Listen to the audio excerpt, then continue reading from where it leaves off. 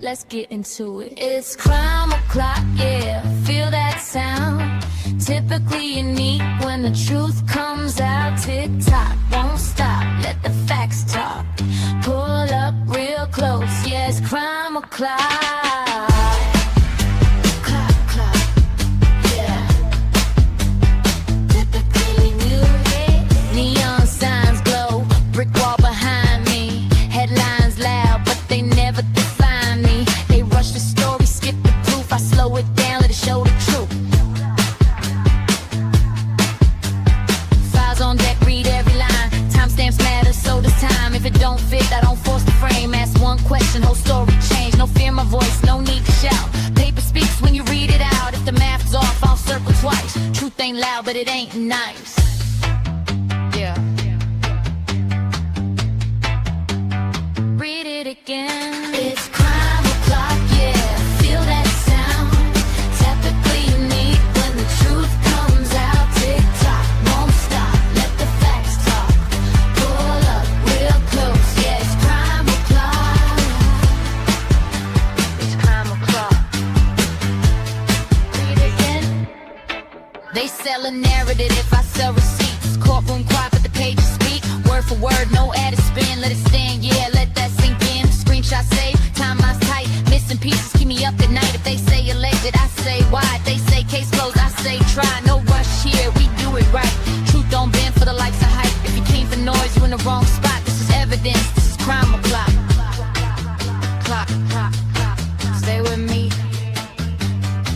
This isn't background noise. This is pattern recognition.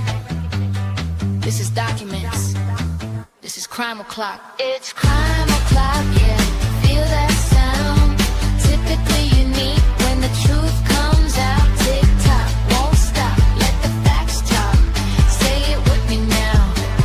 Crime o'clock. It's crime o'clock.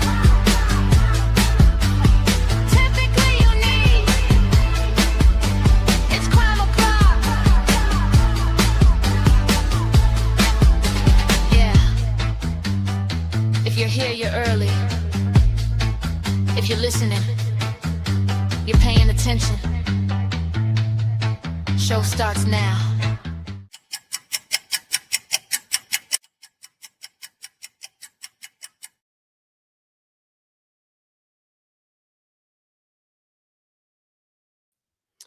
Welcome back to Crime O'Clock on Typically Unique. Hello, everybody, and happy Friday.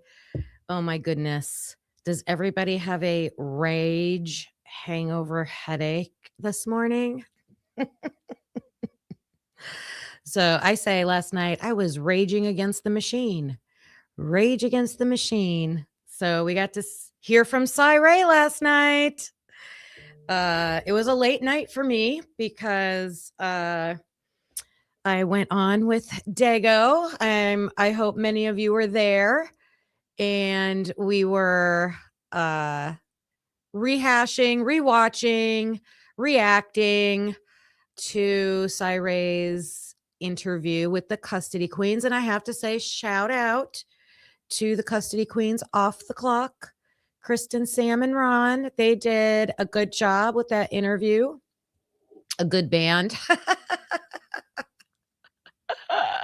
Raging reactions. Ooh, that's a good one. Raging reactions over here. No, you weren't there. I loved it because we were watching it, but then we were having our own little chat offline, which was awesome. And so my overall reaction to the Cy Ray interview was that, this is my opinion, my take, his report speaks for itself. Okay. His expert report, it's on paper, it's documentation, it's just evidence, and we can take that for what it says. Okay.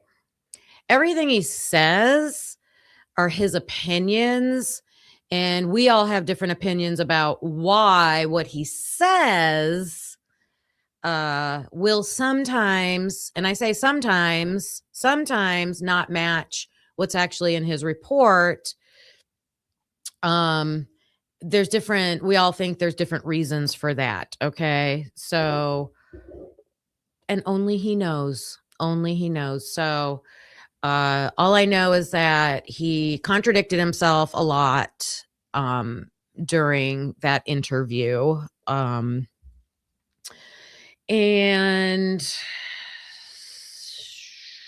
yeah, I don't know why. I don't know why. There's something there. There's some there.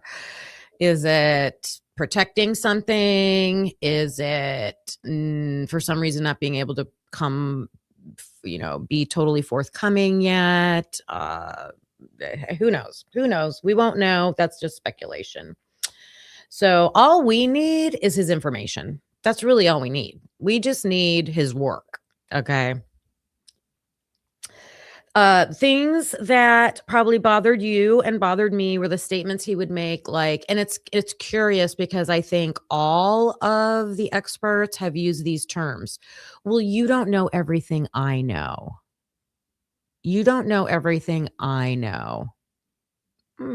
Well, that's interesting because the custody queens were talking about facts that came out in the new expert reports, and he said he had not seen those. Like, he didn't know about the DNA under Maddie's fingernails. He didn't like either know or address the other male DNA that was on the sheath and in the house. So things like that. So I don't think that's fair to put that like caveat out there, like, well, you don't know what I know, like putting yourself above us. Yeah. Yeah. So we'll just stick with his work that he did. Oh, and the other part, I said there were two things he said, he kept saying so much evidence. There's so much evidence. There's so much evidence, you guys, that they won't even show us what it is. Get out of here. Get out of here. I don't know a case where they had screaming evidence against the culprit and wouldn't want to share that. Like, why that, right? It's overwhelming, G Bean. It's overwhelming. But it's so overwhelming you can't show anybody. Okay. So we'll keep keeping on reading the reports and asking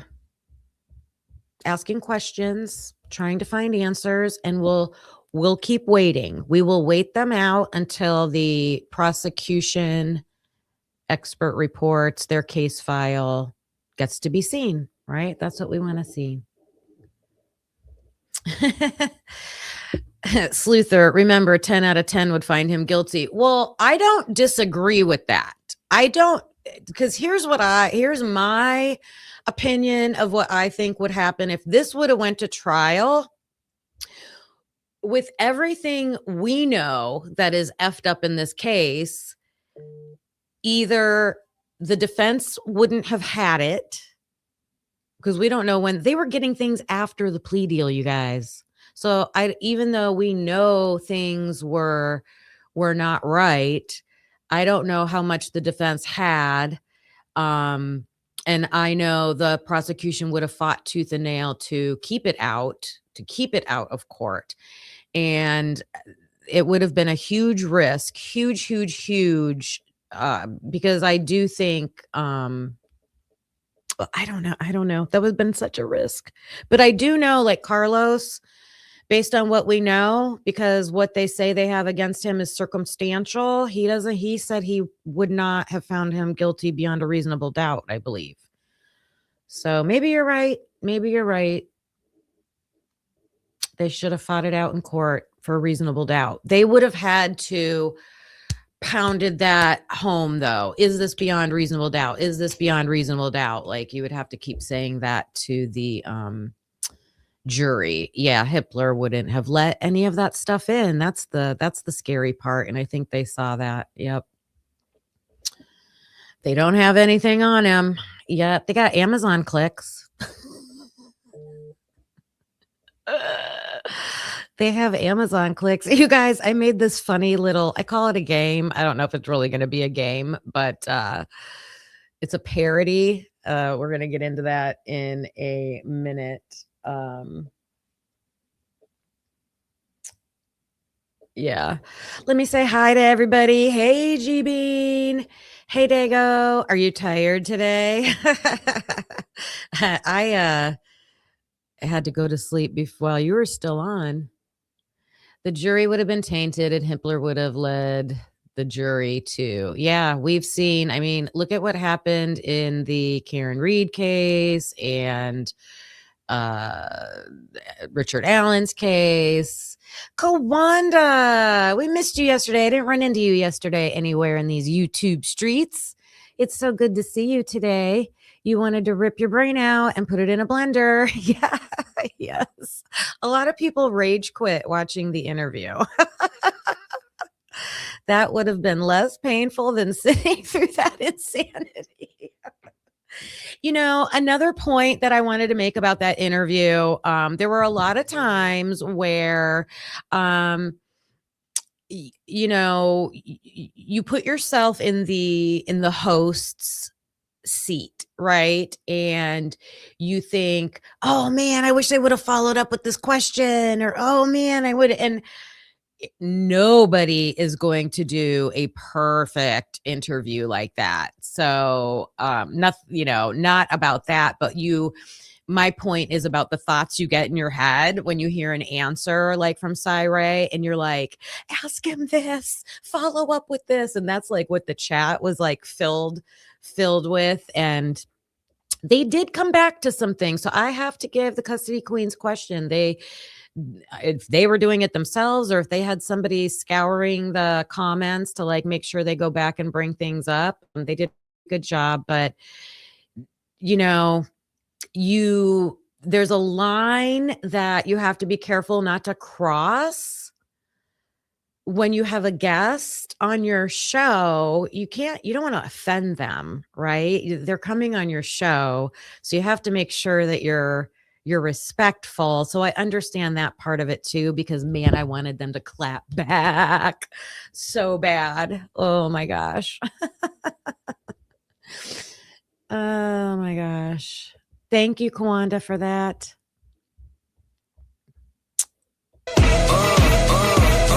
Yeah, wait a minute.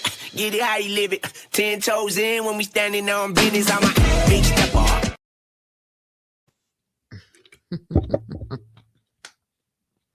Thank you so much. Oh, we have another. You tried to get Cy to answer your question. You felt laughed at, mocked, and gaslit by Cy for myself and others asking questions.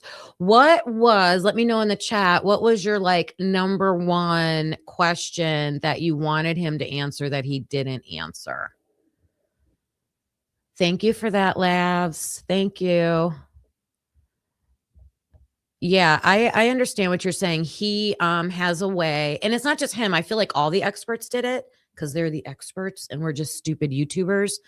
That they will always put a caveat on things like, well, I don't know how much you guys understand about this, or, I don't know if you have access to this, or dude, we've gotten, not me personally, all of us as a community, the goats more than others have gotten documents that you probably don't even know exist. So don't say, don't talk down to us like that. Right. Here comes the 2 to the 3 to the 4. Everybody drunk out on the dance floor. Baby girl ass jiggle like she want more. Thank you. Let's see what your questions were. Hey, Michelle, I'm tired today. I was up late. Word. Ooh, I got to get into the studio and take care of you, Sleuther. Oh, wait. Let me see. I tried to do that for you last night, Sleuther. I'm not ignoring you. When I was putting in your username, it wouldn't recognize it. And I'm like, what am I missing? So I will mess with it when I show a video later. Love and Other Habits. Hello.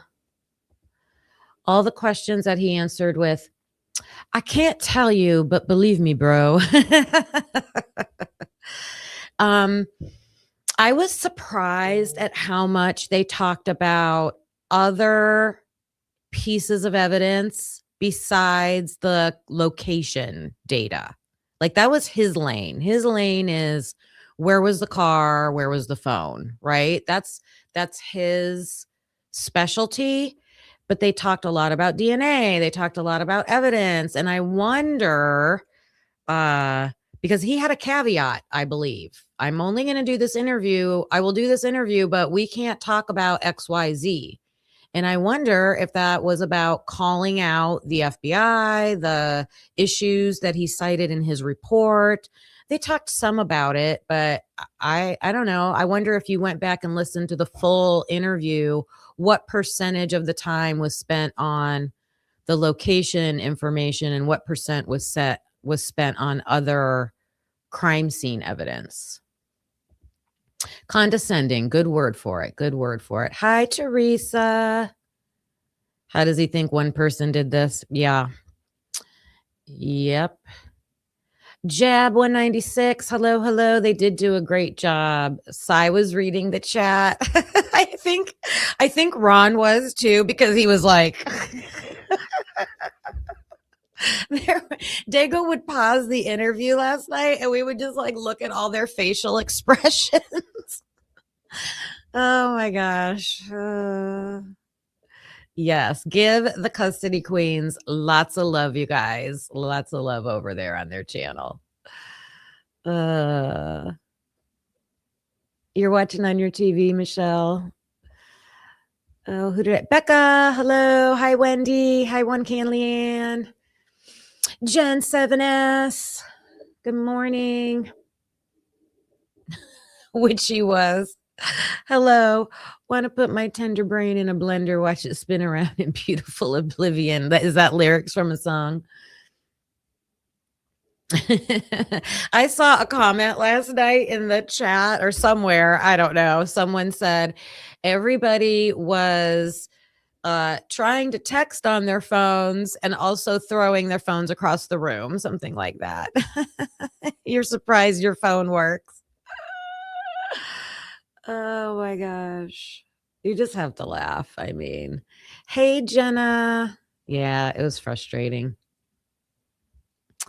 It was frustrating.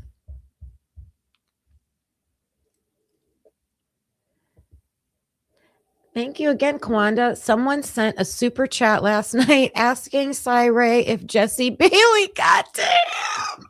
You're kidding. Oh my God. I have to say, this community is ruthless. Ruthless.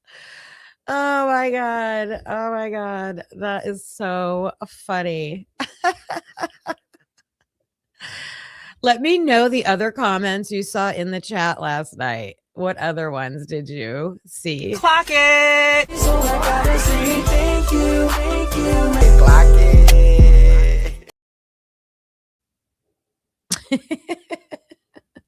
Oh, I'm going to chuckle about that one for a while. That's hilarious. Wendy, you saw it? Oh my gosh. Oh my gosh. How does he think there were no footprints leading from Xana's room? It didn't make any sense. I thought the custody queens did a good job coming back to him, really pushing that issue about the footprints. They brought up how Xana had blood on the bottom of her feet. You know, there was lots of blood on the floor. You know, I thought that was one topic that they did kind of push him on. And his, you know, he was talking about like flying blood while you're walking. That's not what we're talking about, dude. We were talking about you're walking in a room that has blood all over the floor. How did you walk out of that room without tracking it? That's it. That's it. Simple. It's a simple crime scene 101. And the other thing that frustrated me is he kept saying, there was no evidence of a cleanup. You would see swirl marks. No, you wouldn't. No, you wouldn't. Have you like it doesn't have to be a mop, dude. It can be a Swiffer. It can be on your hands and knees with a rag and a spray bottle. And I don't know. What makes me question cleanup also, there is body cam footage of the officers, the first responding officers in Xana's hallway with a flashlight looking down at the floor saying, I'm pretty sure he says footprint, but you can tell that's what, he's looking at. And then he even asks the other officer if there's any out there, like in the living room. And that officer says no. But then, okay, where'd they go? Where did they go? Did the footprints in Xana's hallway stay there and they're just not documented, or did they go away? Because we have photos. We do have photos of a hallway. Maybe we need to blow those up more and like maybe look a little bit closer. Oh my God, the laying the tarps down. Here's how Cy described that. So he was like, the killer is in Maddie and Kaylee's room, Maddie's room, kills Maddie and Kaylee, and then he's got a tarp that he's carrying with him, and he lays it down on the outside of her door, walks across the tarp, somehow picks it up, puts it in front of him, walks on it, picks it up, puts it in front of him, and does that all the way down to Xana's room. And then goes in and commits the murders in that room, and then turns around and uses the tarp, which would now probably have blood on it anyways, right? How do you think about that? Let's think about that logically. I take a tarp into a room where I stab people. The tarp gets not a speck of victim blood on it. And then I use it to walk down into the other crime room. And none of that blood that probably got on the tarp from the crime room.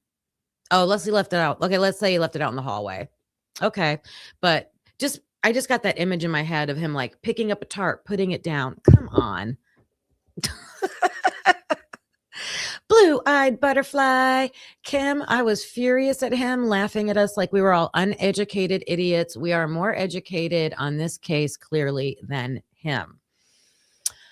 I can agree with you, especially, Cy's education is in a world that I know nothing about. So he is way more educated than me in law enforcement and location data and all that stuff. I don't understand that stuff. I'm not trained in that.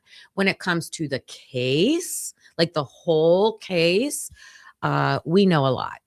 We know a lot. We understand a lot. Yeah. Yep. And thank you for that. Thank you for that. Yeah, wait a minute. Get it how you live it. 10 toes in when we standing on business. I'm a big stepper. We're standing on business over here. We're standing on business over here. Hello, Glenn. Hello, hello. Mountain Mama, did I say hello to you this morning? No wonder he dropped the sheath. Having to fool with that tarp.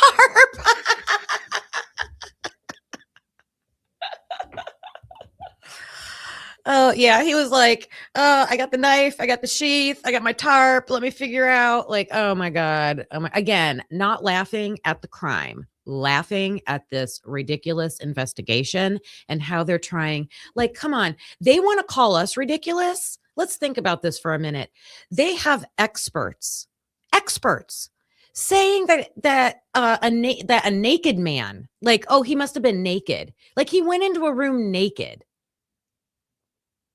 But it's okay to say that, the whole high knee thing, the whole, what else did they say that was ridiculous besides the naked man? The tarp. Now we have a tarp.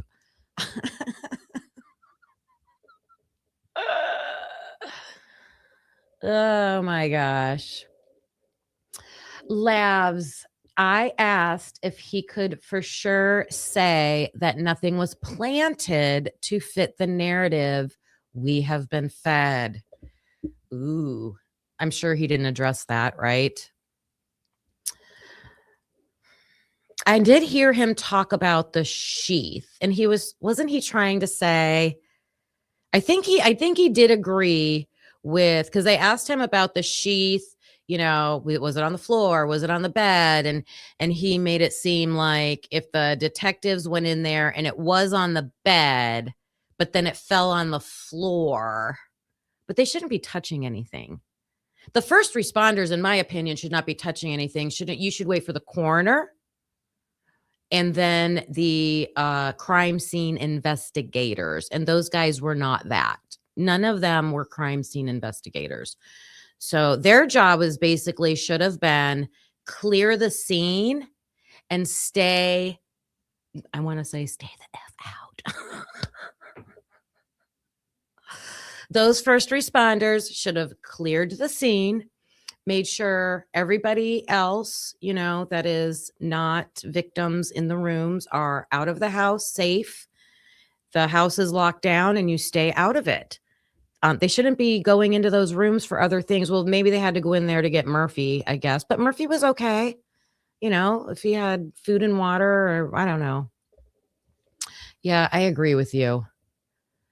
I asked if he could say for sure nothing was planted. Yeah. And then so he was talking about, the sheath just fell on the floor and, it was just an accident. But what they should have done is taken a picture, to explain what happened.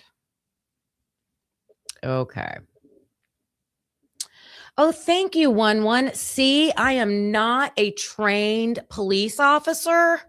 And I can use my common sense to understand that. I'm going to be a little feisty and sarcastic today, you guys. Oh my gosh. Oh my gosh. What else are you guys putting up here? Thank you, you guys. Thank you. Thank you. Did he say everyone weren't separated? Oh, you mean the 4 victims? Like they were all together somewhere? If you find me a timestamp, I'll pull that up. I'll pull it up. I have another timestamp that when I was watching this last night with Dago, I can't even remember what they were talking about. I was tired. But I asked Dago, I said, what's the timestamp on that? Because I wanted to make sure I went back to it. But yeah, Blue-Eyed Butterfly, let me know. If he talked about that. Wow. I think that's why the living room was cleaned. That's my personal opinion, totally speculative, but there are like Ethan's blood is in the living room. The living room, I call it the living room where the couch is, okay? We call it where I'm from a living room. Ethan's blood, undiluted, not mixed, I don't think, with anybody else, just Ethan's pure blood in the living room. Other diluted samples mixed, Kaylee, Maddie, I think they were all in that room at one point, and that's why they would want to clean it. Like started there and then separated is what it looks like to me. Lavs, I asked how they held their pee for 8 hours and didn't use a bathroom that had nothing in it. Drip dry. Did you send that as a super chat? Oh my God. Ruthless. We are ruthless over here. But those are all the little details that they need to account for. We need to account for. And if you're having a night of drinking, 8 hours. Plus, Dylan took steps. Maybe those steps were to the bathroom that they're not just telling us, right? Yeah, and he was roasting Turvey too. Like Turvey made observations about the first floor bathroom. He didn't make anything up. He made observations. What are they called? Objective. They were objective observations. I looked at the bathroom and I saw a shower curtain and no products inside the tub. That's an objective observation. I looked at the sink counter, and there were no toothbrushes, toothpaste. There were no objects showing someone uses that bathroom daily on a consistent basis. No toilet paper on the roll, which there was somebody, and then you make a conclusion. So then based on the evidence, that's how science works. Based on my objective observations, I'm going to come up with my hypothesis. So my hypothesis would be someone lives on the first floor. They would use that bathroom. They should have asked Bethany in her interviews, "Hey, Bethany, do you regularly use the first floor bathroom? What do you normally keep in there? Do you have any Snapchats of yourself in that bathroom? You know how these girls stand in front of the mirror and take selfies. Then we would be able to see what did that bathroom normally look like. She'd probably have dated, time-stamped photos in there. And so his hypothesis was cleaned out. It was cleaned out. There was nothing in there. I don't think that's an outrageous assumption, but Cy did. Cy thought that. The other thing he said was that someone moved out recently. Like he was hinting at something. Like, didn't someone move out recently? But he was trying to say that explains the bathroom. But it wasn't recently. It would have been August. The semester started in August. So everybody would have been moved into that house in August. So yeah, that didn't make sense. All right. We need a big thank you, you guys. I appreciate you. Thank you. Thank you. Thank you. Thank you. Thank you. Thank you. Thank you. Thank you for the support. Thank you. Thank you. I am trying to find my studio and it did not. Why didn't it start? Hold on 1 second, please. 1 second, please.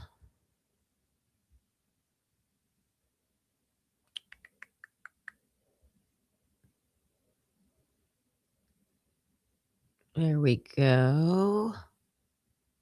Okay. All right.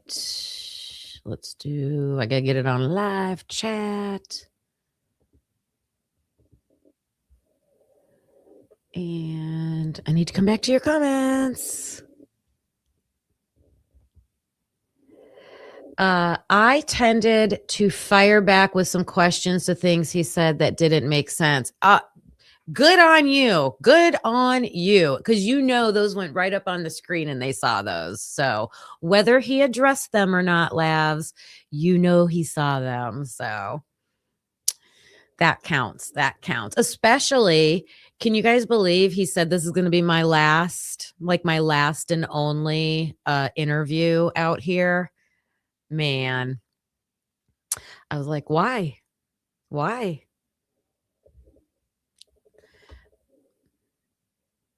Why do you guys think? Why do you think you won't talk about it anymore? Thanks for doing that, Lavs. Thanks for speaking out, pushing back.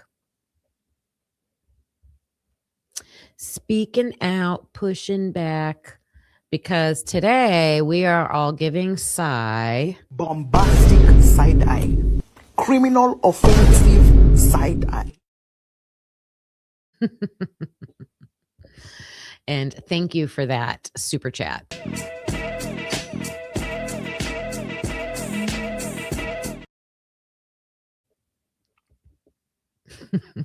He got out the kitchen.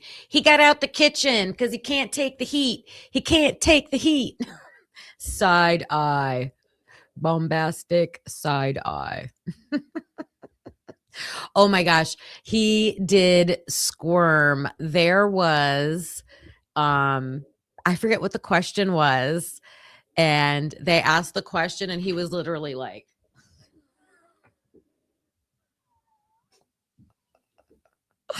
He was like moving around in his chair, like, oh my God, let me get comfortable for this one. How am I going to answer this one? Oh my gosh. Oh my gosh. Hey, Mike. Mikey Mike. I've been working on my tan. I'm getting tanner.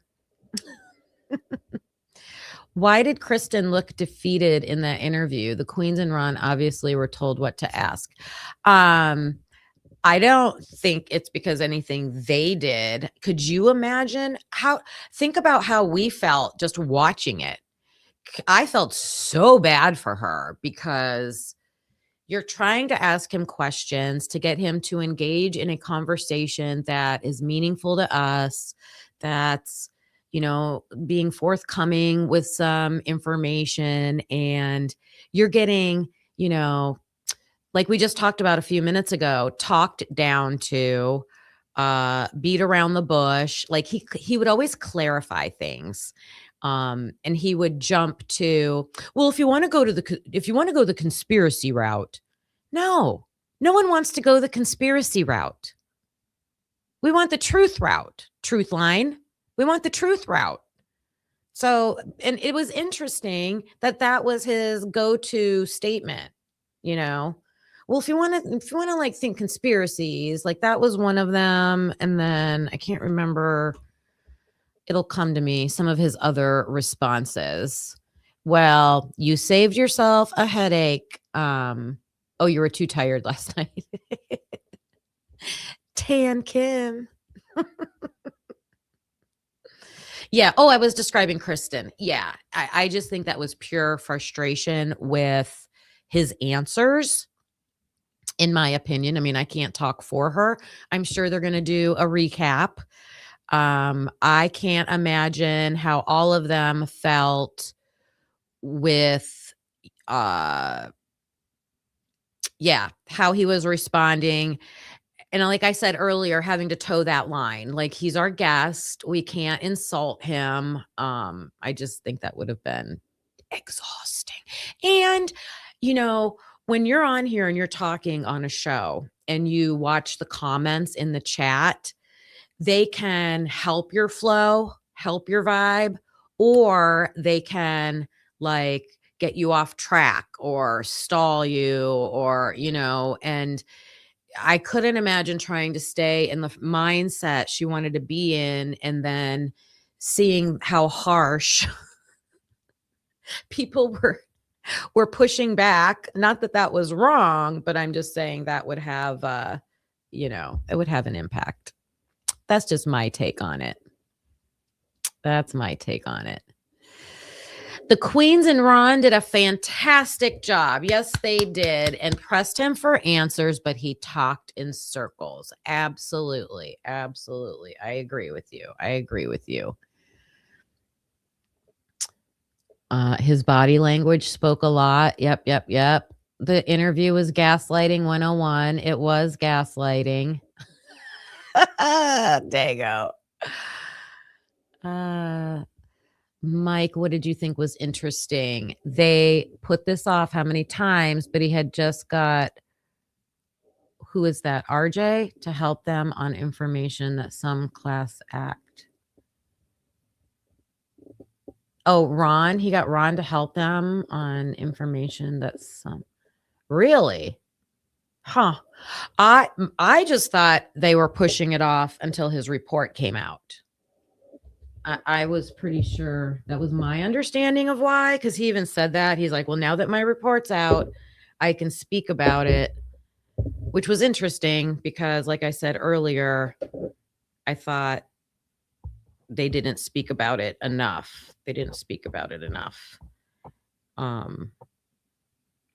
In fact, let's look at this real quick for a second. Let's look at something real quick for a second. Blue-eyed butterfly. He was insulting them and us. He was laughing in their faces. He did laugh a lot. I was yelling at the TV for real. They did great with their follow-ups and questions. They did. Lots of love for the custody queens. They did. Thank you for that. Thank you for you guys.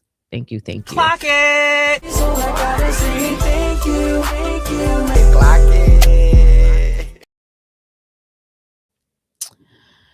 Okay, let's refresh our memories here real quick.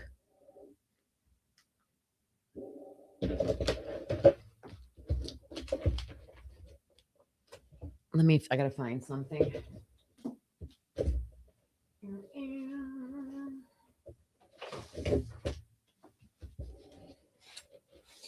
To find my Sirey notes. Where'd my Sirey notes go?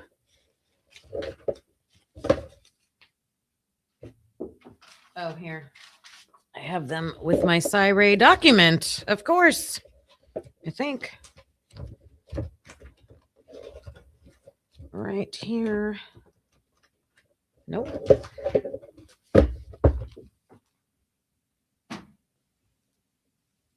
I did have them there. Let me give a quick look in my pile, and if it's not there, we'll do a never mind. Although that's annoying. Hold on. Give me 1 second. I'm here. I just have to move around for a minute.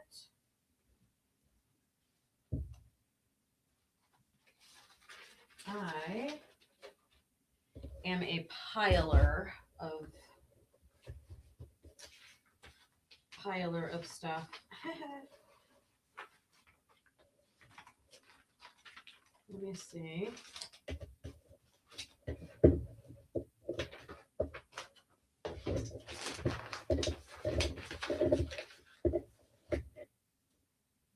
Well, that's annoying. Oh, here it is. I do have it. I knew it was in here.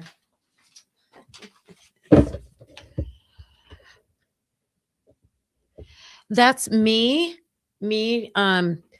There's different. I read this book one time. Oh my God, what was it called? What was it called? It's not Good to Great. The Tipping Point. Have you guys ever read The Tipping Point? And it's like how to it gave examples about like businesses that like go from okay and then into that like either viral or next level, like leveling up. It's called The Tipping Point. And in there they were describing like different kinds of people. I think that was the book. But they said some people are like pilers, and that's me, and it looks totally disorganized, but it's organized. I know where stuff's at. So I was just looking at the things. Let me make sure I add this. I've got this resource here.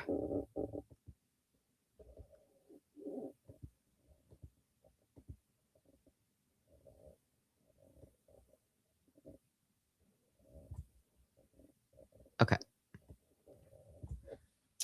Let's see my headphones. Let's remind ourselves. Come on to thank you. I felt bad for the custody queens and Ron. They came prepared and ready for a good time, a good faith discussion. They were probably upset due to the drama of Cy talking to them over Lana. Yes, Lana was super gracious to them. Like, kudos to her because, she has a long-standing relationship with Cy-Ray, and I couldn't imagine the feelings I might have about that. I mean, I don't know all the behind-the-scenes stuff with that or whatever, but she went and she did a pregame. She had everybody go over and watch the interview. She was at the interview. She had them on her show before. So I don't think there's any hard feelings there. But yeah, I know what you're saying, like leading up to it, right? Like when they're first deciding to do the interview and then, oh my gosh, how is this going to be taken? Yeah, I could see that. Lots of stress, lots of sleepless nights. I know that for sure. I follow Kristen. It's probably their Custody Queens channel on TikTok, but I think she runs it. And follow them on there if you're on TikTok. I made a comment on her video and she said, I'm going to sleep for like 20 straight hours when this is over with. I don't doubt it. I don't doubt it. Yep. Yeah, wait a minute, get it how you live it. 10 toes in when we standing on business. I'm a big stepper.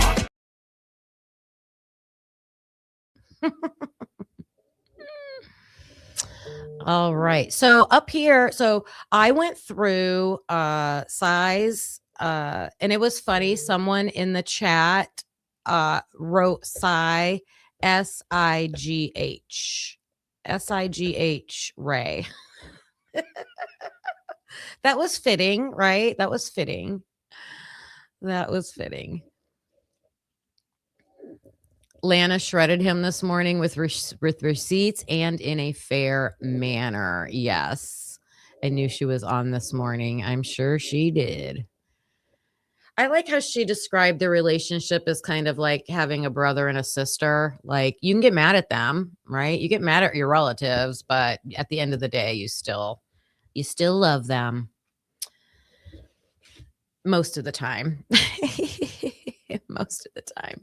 So let's just remind ourselves. This is why I keep saying, let's focus on his report. In his report, he said there's exculpatory evidence. These are the words he used in his report, that they concealed things. Now, last night he was saying, oh, it was messy work, right? He kept saying, oh, messy work and mistakes and silly mistakes, you know, things like that. He said that they weren't mistakes. They were intentional based on what he saw. It was intentional, severely flawed. So wrong. Let's just say wrong. He said things were omitted, right? They took things out. And I know the custody queens asked them because their draft report to their final report, they took out like 100 slides, right? That's omitted. They omitted things, which you're saying your partner suggested we all choose a false or contested statement, Cy made, and come back with a rebuttal backed by release document. Ooh, we could start a document. We can start a document and share it, like make it a share to drive document. That would be good. Was he trying to get in front of his own report? Ooh, good question. I don't know if he can get in front of it because it was already out. We already devoured it. He was responding to it for sure. Maybe his timing was off. Maybe he was trying to get in front of it, but his timing was off. I think he was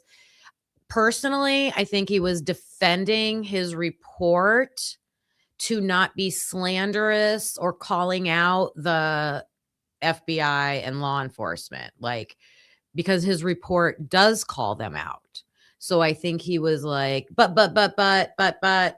you know, these are just my interpretations. That's what he was hoping you'd say. Oh, oops, you don't agree with me? Okay. High knee your way to that like button.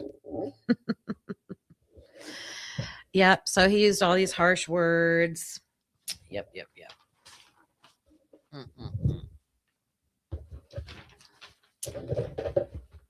Okay. So I'm going to go on to something else, if that's okay with you guys. So let me tell you what happened.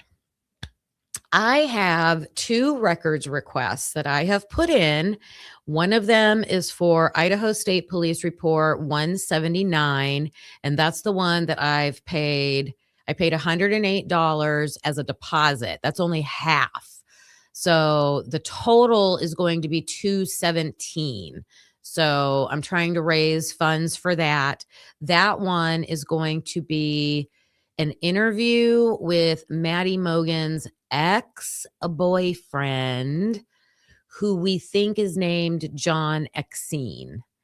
And he's from Coeur d'Alene. So that is coming because I paid a deposit. Okay, put that over here. I put in another records request for, I think it's ISP 59. I could be wrong on the number, but I think it's 59. And that is the one where it was someone who was talking about Kaylee, and she was talking about Kaylee doing I would call it a field experience. So when you're in the College of Education, they will place you in a real classroom in a public school system for like maybe 2 weeks. And you go there and you observe, and maybe they have you do a project. And in that report, they said Kaylee did a Festivals of Africa project or something. So the report was about the guy who was either a supervisor from the university or the teacher from the school. I can't figure that out. So that interview, I asked for it at the same time. I put those two in at the same time. So I got approved and I paid the deposit. The other one, the one I'm talking about right now with Kaylee, they said someone already requested it. You can pay a $30 duplication fee. And, I was talking to Connor. Connor knows, kind of has a good feel on like who's all put out for requests. And he's like, I don't know anybody that's requested that. So I'm like, okay, I'll pay the duplication fee because I don't know if it's anybody that would share it with us. I don't know. So I paid it. Yesterday, I get the interview. And I start listening to it. It's just audio. And it's the Sobro driver that Outcast requested. I'm like, I didn't request this.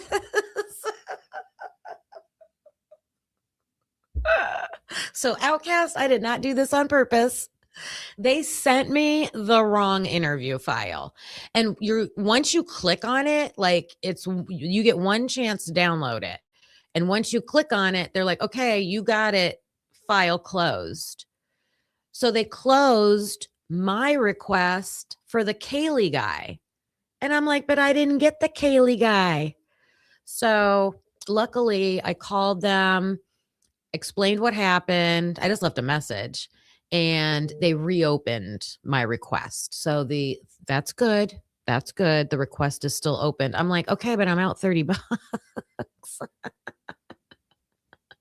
But I did get the video. So since I have it, I would like to listen to it with you guys and see what we can get out of this. Kim, my partner was hoping you and others would like the idea of shared documenting. Oh, love it. Love it. Tell your partner. Yes, yes, yes. Yes, yes, yes. We'll have to start that. We'll start that in the Discord, I think.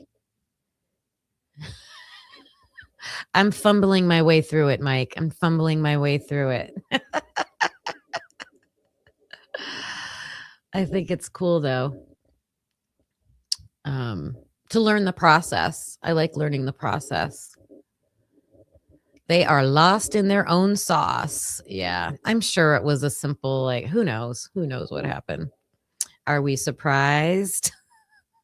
I texted Carlos because I was so excited, and I'm like, hey, I got an interview. 10 minutes later, they sent me the wrong one.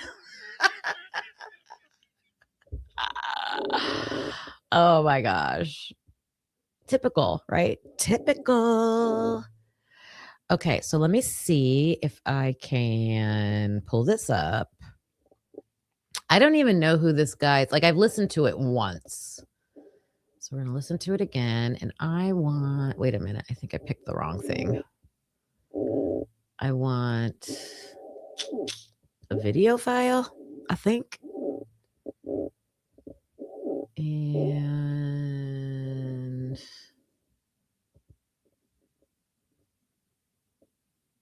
it might take me a minute to find this. Videos. Uh-oh. Hold on. You know how my computer is. It's so weird to locate things. right. Let me try this. Hold on one second.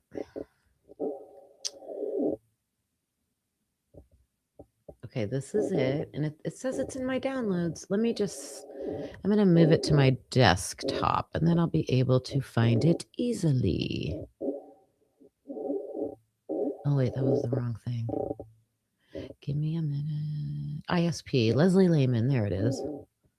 Yeah. And the records request I put in.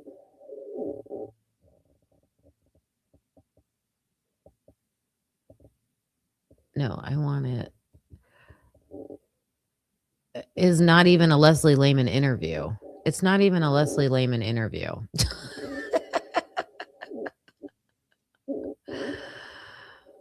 All right, I'm going to try this again.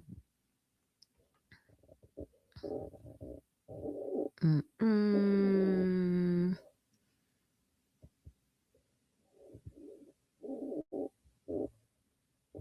window. Nope.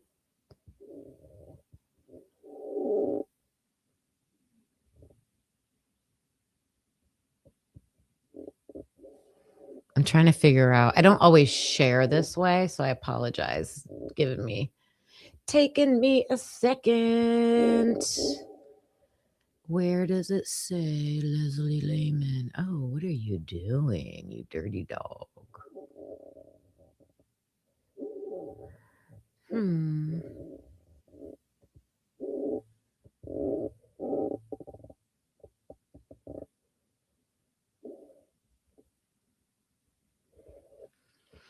I just saved it to my desktop and it's not showing up. That's odd. That's what we say. Well, that's odd. Okay, downloads.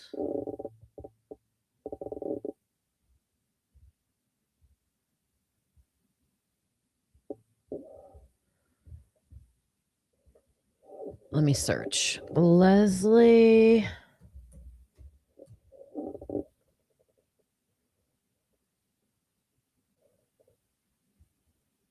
I'm going to scream. Okay, there it is. I'm just going to open it and then it'll be easier to find. I got it. I got it. I got it. I got it.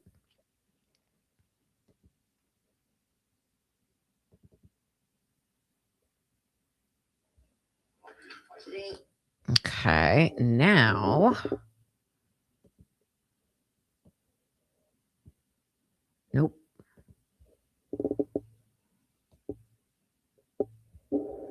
I should be able to do this.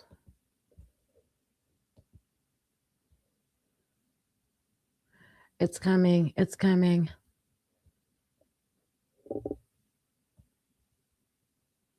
All right, think, Kim. Think. I want this. There we go. Can I choose that? I'm going to figure this out.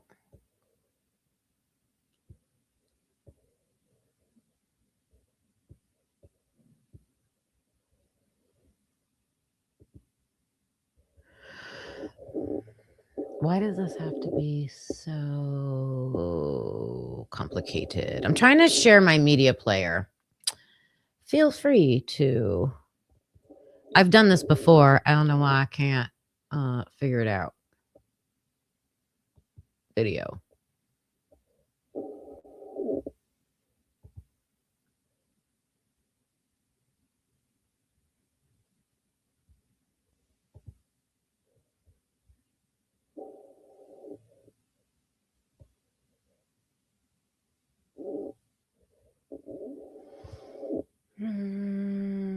Exports?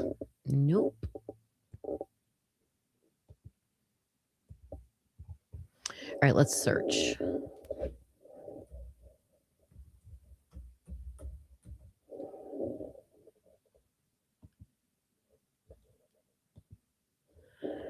Oh my God, I'm just going to have to open up Outcast.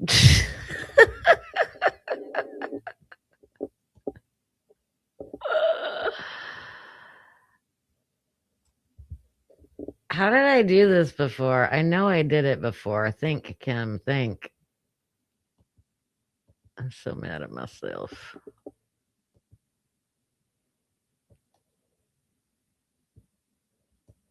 Oh, wait a minute. Oh my God.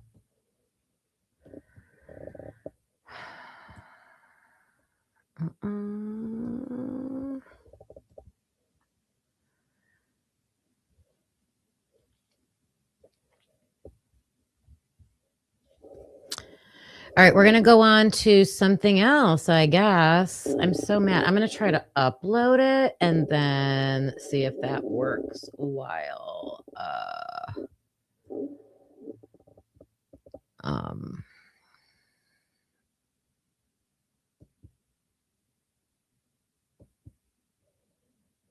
let me see if you guys are helping me. Anybody helping me? I didn't break anything. I have the Leslie Lehman interview saved on my computer. It's saved on my computer. It'll only open in Media Player, okay? Because I hate Microsoft. So it's opening up in a window on my computer. I can't share it. How do I share it to this screen? Because if I choose video file, it's not showing up. I can't find it. I'm so frustrated right now. I'm so frustrated right now. Oh, get things set up. See, these are the things that I have to get set up ahead of time. So I apologize. We're going to play a game. You ready for my game that I made? Let's do something fun. This I can do. This I can do. All right, here's the game. This is going to go with, share my screen.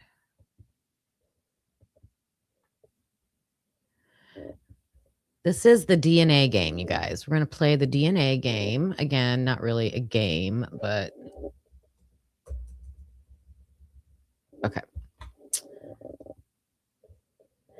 Okay, so I used ChatGPT, of course. And so I was very frustrated. And this is another thing, just to go back to Ray, when they were asking him, well, what about the other DNA on the sheath? Or what about the other DNA in the house? And none of these experts fully seem to grasp what we're talking about, like the extent of it, of our points of what we're making. So, just in, a true sarcastic fashion, I was like, this is so ridiculous. Let's make fun of it. Okay.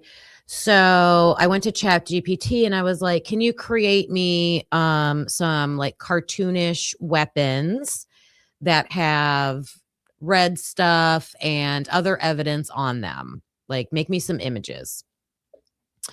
And so this is the slide that it made, and it says, evidence is everywhere. Don't overlook the obvious. Every object tells a story.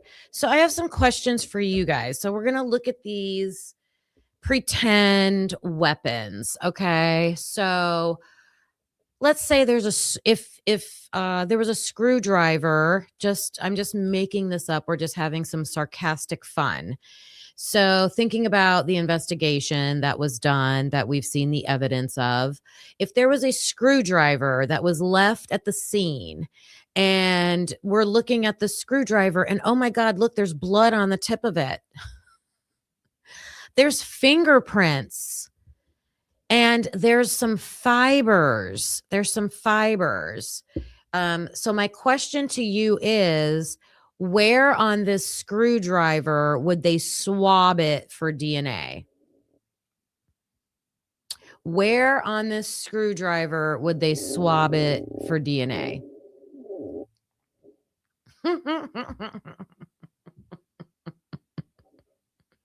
I'm going to show you, based on the historical work that we've seen, here's where they would swab it. Okay.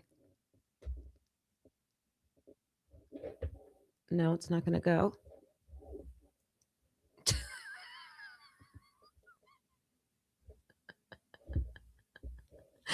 Oh, kiss me. You got it. You got it. They're going to swab where there's nothing. Just being funny. Just being funny. Right? They would swab the swab because they're we're going to redefine the rage cage game. Yep. Yes, we all played our own version of Rage Cage last night. Yep, for sure. All right, here's another one. Here's another one that they made me. Okay. If there was a hammer, look, there's fingerprints on the hammer, there's a hair, there's fibers, there's blood. Where would be the logical place, right? I would swab where the blood was, you know. Nope, not when you have a sheath. When you have a sheath with blood on it, you swab in a place like that. That's where you swab, where there's nothing.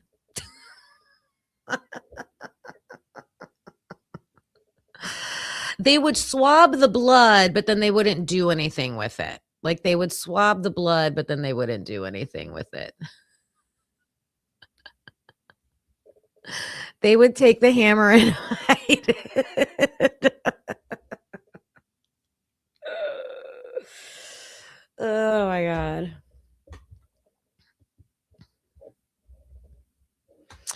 Oh, what if there was a baseball? Look at this baseball bat. It has a footprint on it. It has a footprint on the baseball bat. There's a hair on the baseball bat. There's fibers. There's a fingerprint and there's blood. I would swab the blood for DNA, right? I would swab the blood for DNA. I would also try to match that footprint. Where on this bat would they swab? Probably right down there, right at the end of it, or maybe the handle where there's nothing. Yep. We needed a drinking game last night. We did. Well, Kristen said she would have been a millionaire if she would have gotten paid every time Cy Ray said silly. Every time he said silly. Yep. Oh, wait. Not yet. Not yet. Couple more examples just to be funny. Whoops. Yeah. Oh, I showed that. All right. Okay. So here's some gloves, right? We had gloves in this case. Fingerprints on the gloves. I think in the case there was even blood inside the glove. Oh, look, there's a hair. Is that debris? Is that debris? Or is it a hair? Is it a what did they call it? What did he call it? He clutched a clump. Is it a clump? I don't care if it's a clump of hair or one hair. Test it, right? Test it. So all this evidence on the gloves, they might have swabbed them just to see like, oh, what is this stuff? But there is blood on the glove. But they would probably swab right up here on the wrist where there's nothing. Like we'll just swab the invisible area where there isn't anything there, even though there's blood somewhere else.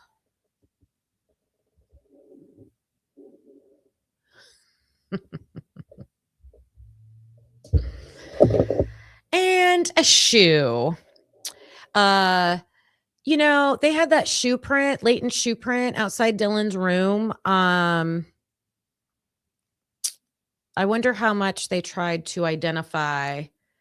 Like, did they match it to everybody in the house? All the patterns of the shoes in the house, the size of the shoes in the house. Could they rule out that, okay, it's not Ethan's, it's not Dylan's, you could probably easily rule out a lot of the people in the house based on size of the shoe. Did they get all Brian Koberger's shoes and compare the print, the size? Did that print match the print outside on the patio? I don't think it did. Now we have, come to find out with these new reports that there's more footprints identified inside Xana's room. More footprints. I think they said 2 inside Xana's room. So here's where I think they'd probably test up there, like on the tongue, where there's nothing to see. There's no blood. It's just invisible, but there's probably touch DNA there. And finally, the knife. Same thing, avoid all the easy places. We'll just swab the handle. So I just had to be a little bit funny with that. They didn't even collect the glove outside. If they found it, they would have snuck over to a dumpster. Right from the beginning, that whole finding of the glove was so odd. They were all out there, like they roped off the area. The cops were all out there. Nobody saw it. I mean, they did say it was frozen in snow. Maybe it was covered for a while. I don't know. There's no hair. What am I talking about? I think there was a hair. Tomboy, I got to show you something. I just put it here. 1 year, Carlos and I went to Dallas, Texas, and we toured the JFK, did the whole grassy knoll, the museum and everything. And, I was teaching back then, and I had to get this pencil the size of Texas. So I love this thing. And I've been meaning to tell you that I had that. Labs says, check out this video, Kim, from Idaho 4 revealed night of action, 12 to 3 a.m.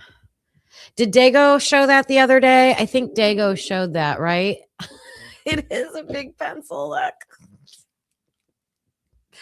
From now on, when I say let's take notes, I'm going to use my pencil. Let's take notes.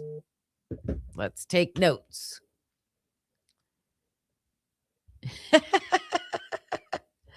Yes. Thank you for pointing that out, Labs. Yeah, I know Dago showed that, and I will line that up for us to watch and get those main points out of that video. Thank you for pointing that out.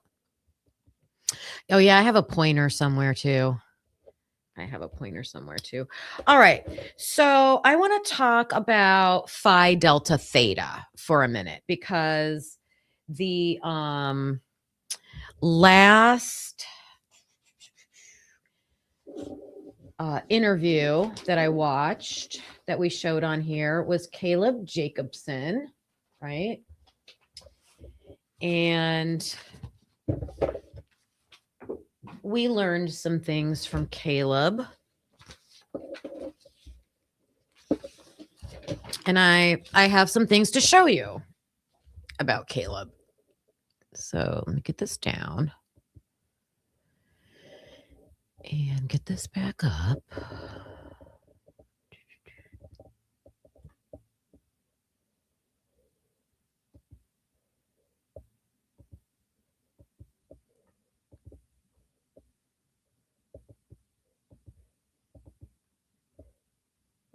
Okay, so remember, Caleb is the newly released video that Connor had, and he is part of the Phi Delta Theta. And I find it interesting that we're learning, luckily, more and more about these fraternity members,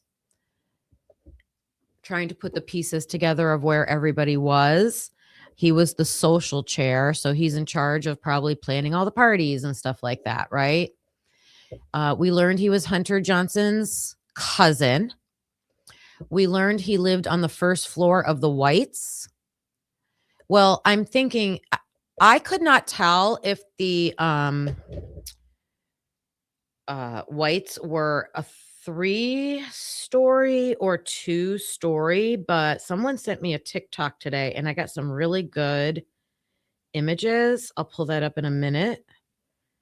As soon as hold on a minute, save them so I can pull them up.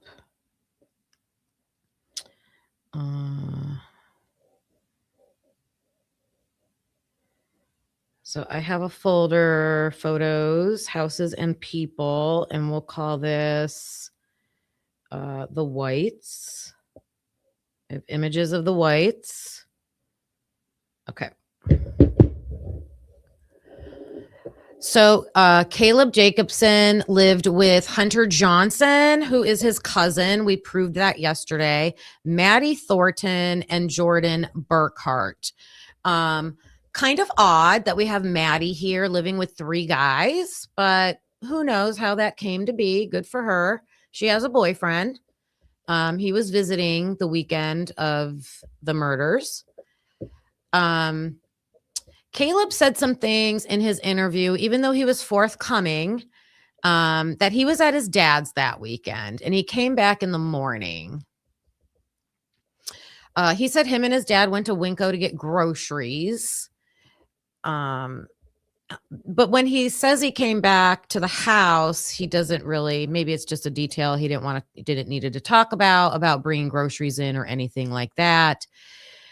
It was also interesting. He said while he was home, he didn't use his phone. Like he made sure to say that. Like I was at home, I was focusing on studying. I didn't even use my phone.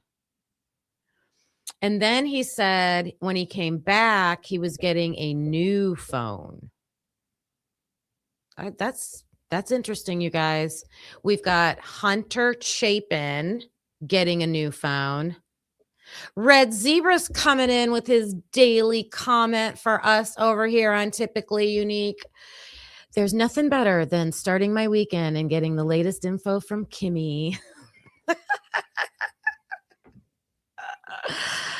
You're funny. You're funny. New phone. I mean, I think that's important to note. That's 2 people that got new phones.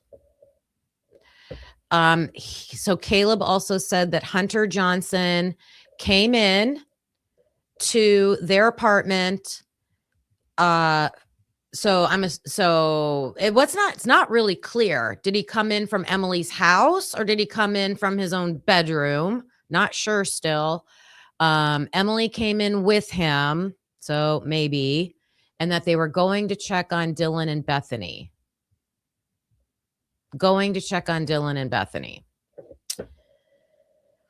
Let's see. Important to note, I think, that Maddie Thornton's boyfriend is from Boise. So who is that? Remember, I'm looking for a boyfriend who was visiting this weekend. New phones. You cannot deny that, you guys. You can't. You have to rule it out. Where's the old phone? What happened to the old phone? They didn't ask him. They did not ask him. Red flag.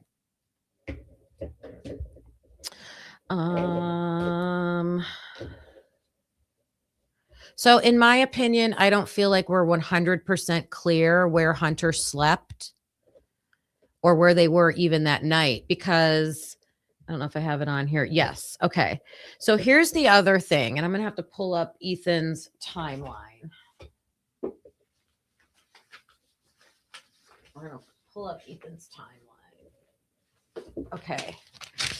So everybody from 1122 left to go over to Kayla Newen's apartment at 2 to 3. And they said they were there till about 6, except for Xana and Bethany, who left to go over to Allie Benson's house, I think at like 4 or 5. Okay. So everybody says that Ethan left, but they didn't know what time. So let me show you this.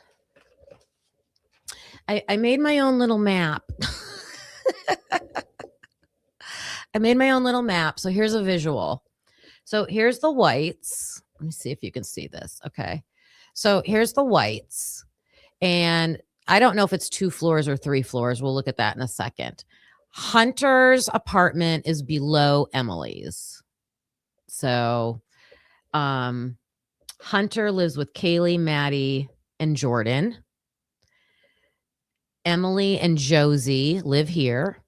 Okay. So Emily, Josie, and Hunter Johnson go over to 1122 around like 11 a.m. I think they said on Saturday. They're over there for a little bit, and then around 2:30, 3 o'clock, they walk over to Kayla N's apartment, and this is where that photo's taken. Okay. Kayla lives with Sailor and Bianca. That's who lives with Kayla. These are alpha fees. These are alpha fees. These are pi beta phi.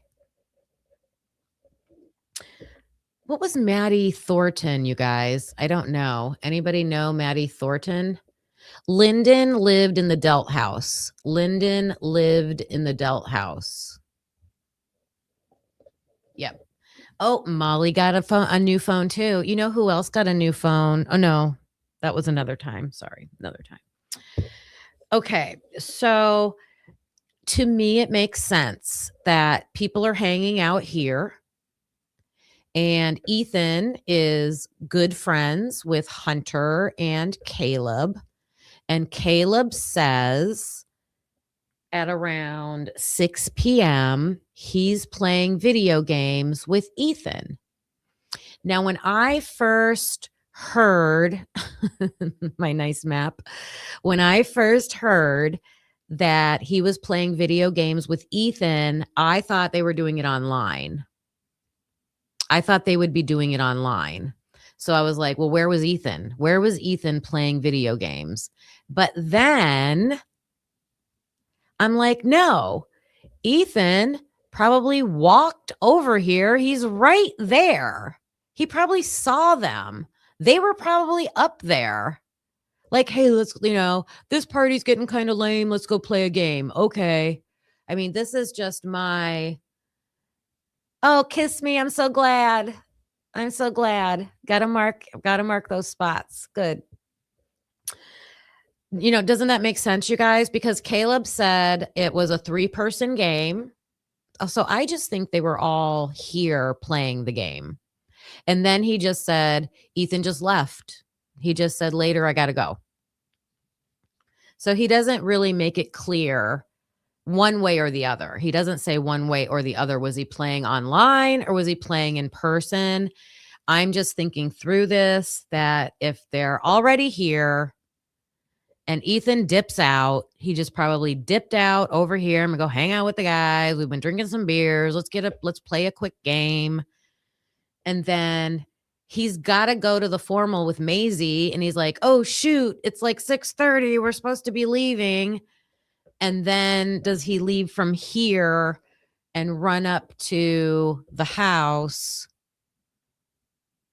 and change? But I don't know, because let's look.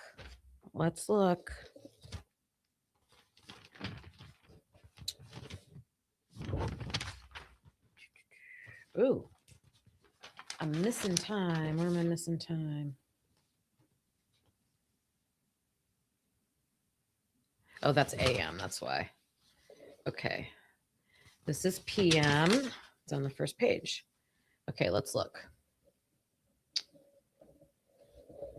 So this is what I have for Ethan and Xana. Okay.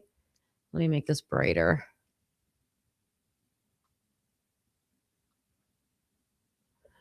So for Ethan and Xana,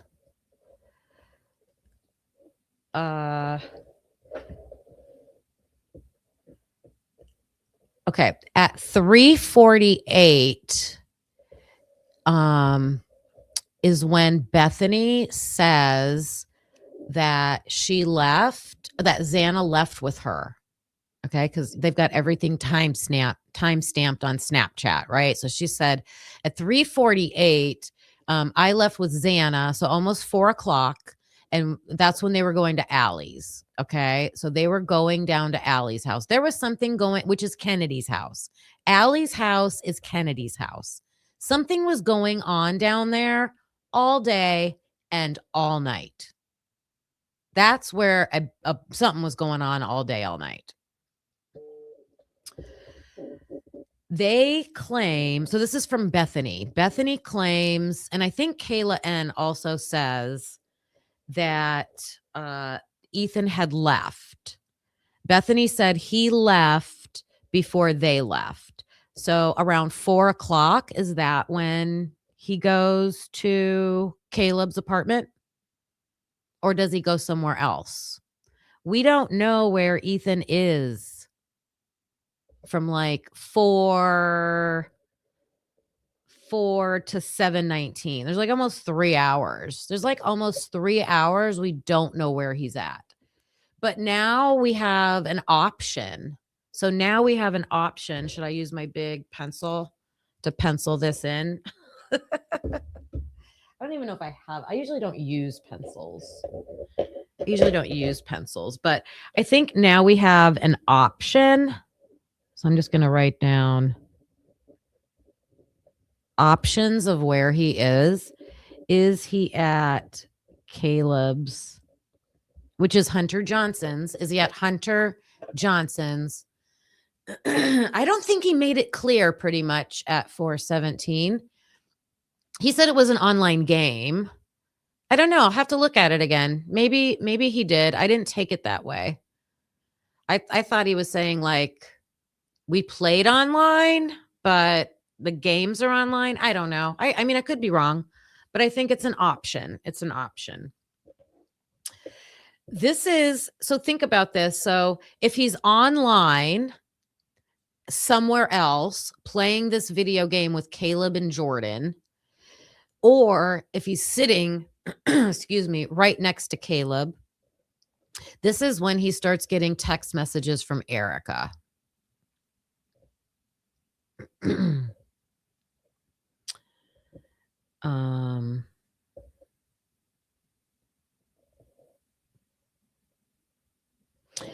The Explorer doesn't leave the house until 7:19.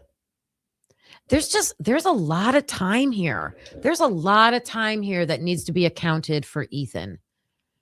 We need to start listening to these frat guys. The interviewers did not ask them a lot about daytime stuff. They didn't listen to them or ask them a lot about daytime stuff.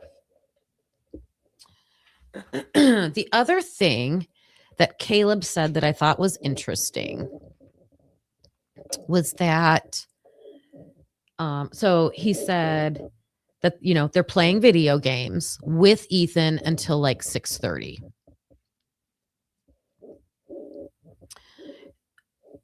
And then he says, before everyone went out. Before everyone went out to the corner club. Like, I feel like we're not learning enough about specifically where these nighttime parties were. There were nighttime parties. And I just know the one at Sigma Chi and the one at Allie and Kennedy's. But I have a feeling there were others. What are you guys saying? Are these the games they played? Fortnite, Clash of Clans. He said it was a 3-person game. Yes, that was at Sigma Chi. He would play on his. But you see what I'm trying to reason, and I don't know if this is right or not. I just think it would make sense if you're already here and you run into your friends and you would just go hang out and play a video game. I don't know. Can you have 3 controllers and all 3 of you can play a game? my kids are grown, so I don't know what the gaming systems are like now.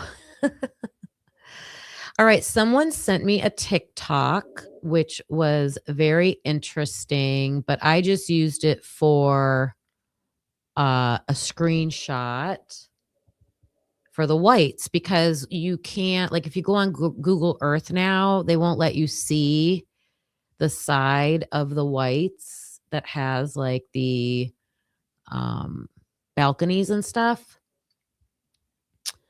right here. All right, let me share this.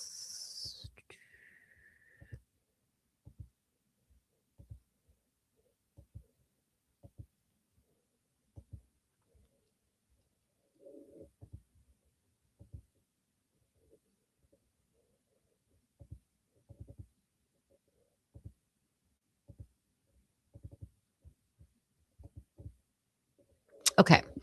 So I thought this was a good view right here. If you guys can see it right under where it says the whites.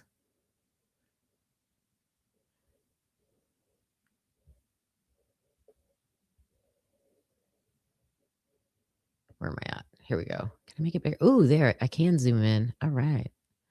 All right, let's look. So let's see how many. It's kind of weird. Like there's this building to the right. So if you're looking at it, there's this building to the right that's almost like, look at it. It's like a back. There's no balconies back here. Are the balconies on the other side facing 1122?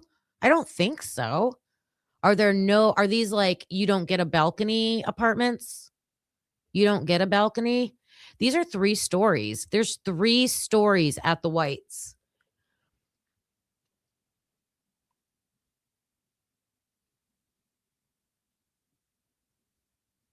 Three stories at the whites.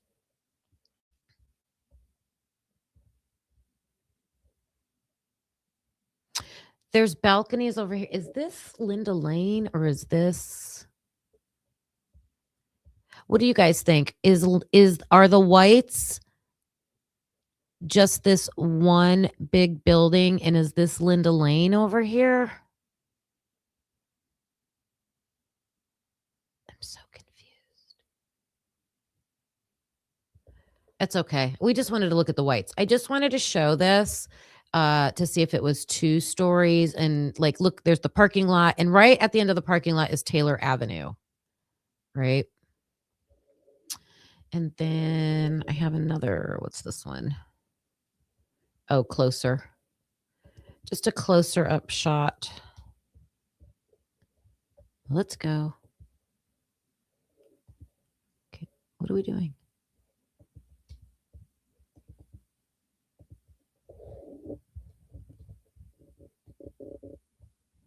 Now it's not opening.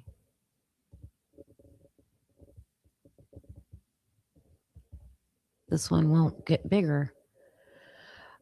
View.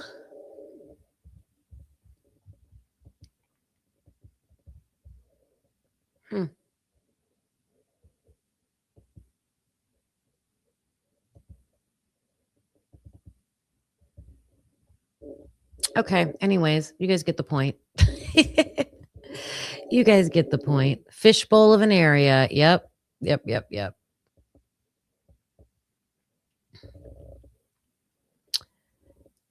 What are you confused about? Hey, Critic Rick. My theory about Ethan is no one will talk about his timeline because it would connect to the scuffle fight outside that we can hear. Yeah.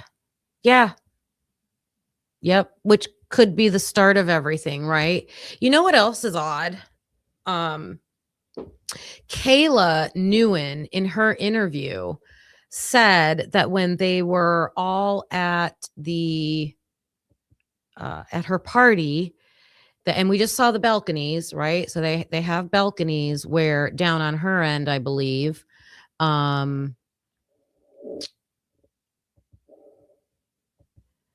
there was a kid that was in the parking lot, came walking across the parking lot with a BB gun, like while they're over here partying, like, and they saw that. And I'm like, okay, was it a BB gun? You know, was it a BB gun? And who was that? Oh, the whites. Yeah, the whites. I know. The whole area is confusing. Yes. But I thought it was good to at least see it, you know, because we always see it from the other side, I think, or not even. Like we kind of see like it's like blurred out or something. I don't know. Moto Man's in the house. Hey, Moto. I know a lot about all the properties. The whites are subdivided properties, share the same lot, but two properties. Thank you. Well, because I noticed I should have drew it differently. So here's what the whites look like. The whites look like a building with no balconies. Okay. And then I'm just going to put a dotted line here, attached to a longer building with balconies. So it's like two buildings attached. And then there was hardly any space. And then there was another building. And that was detached. And I was wondering, is this part of the whites or is this Linda Lane? I could not tell.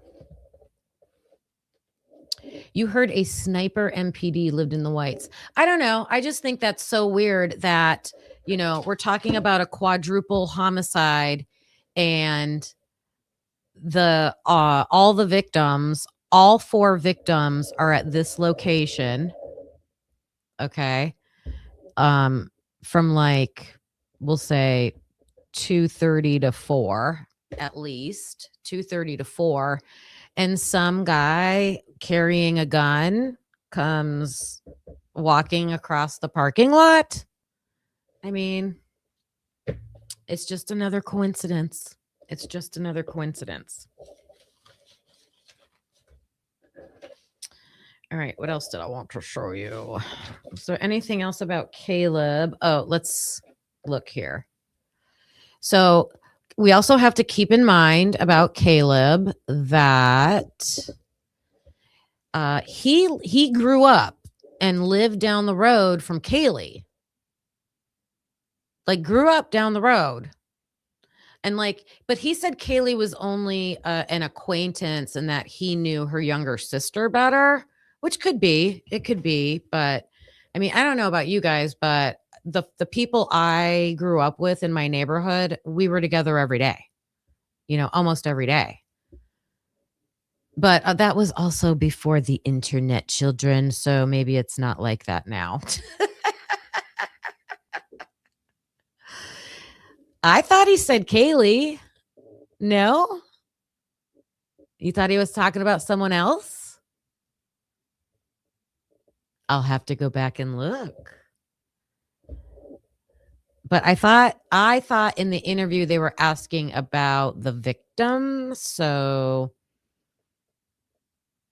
nobody wants to know Kaylee.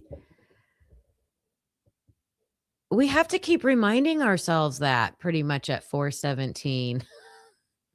Good username. Hello to you. Hey, Astastic. No one will say the start, so that will be anchor if mentioned. Yep.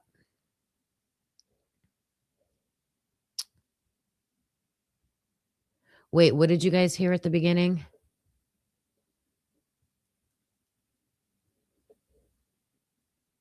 Oh, the sniper thing. The sniper thing. Yeah. Well, there's also a kid at the Whites. Remember when they went door to door? And isn't it curious that they went door to door at Queen Road Apartments, the brown ones, the brick buildings, they went door to door over there. Someone over there said he was staying with his brother, short term, and that his dad was a police officer. So that was at the Queen Road Apartments. And then, so I think it's coincidental. Well, it's curious that they wouldn't go door to door at the Whites. Why didn't you go door to door at the Whites? You knocked on every other door. They knocked on every house. I think they did. I think there has to be body cam footage of them going door to door at the Whites. It's got to be mentioned somewhere. They say, hey, Michelle Turner, Juror 13, still hate this case. Still hate this case.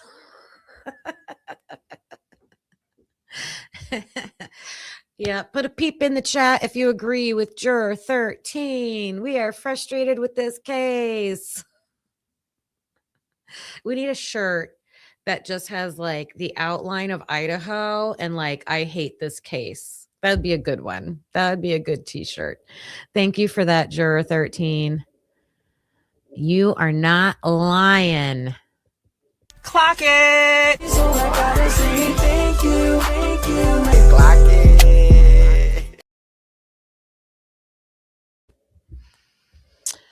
Okay, so someone says I should probably double check that, but I thought he said Rathdrum, right? Not just Coeur d'Alene, but Rathdrum. He grew up there. Yep.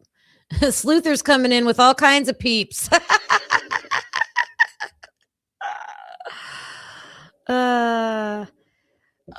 So it was curious. I'm just going to say curious because there's people on here on YouTube that like to like watch and nitpick every single thing we say. So, hey, hi, how are you?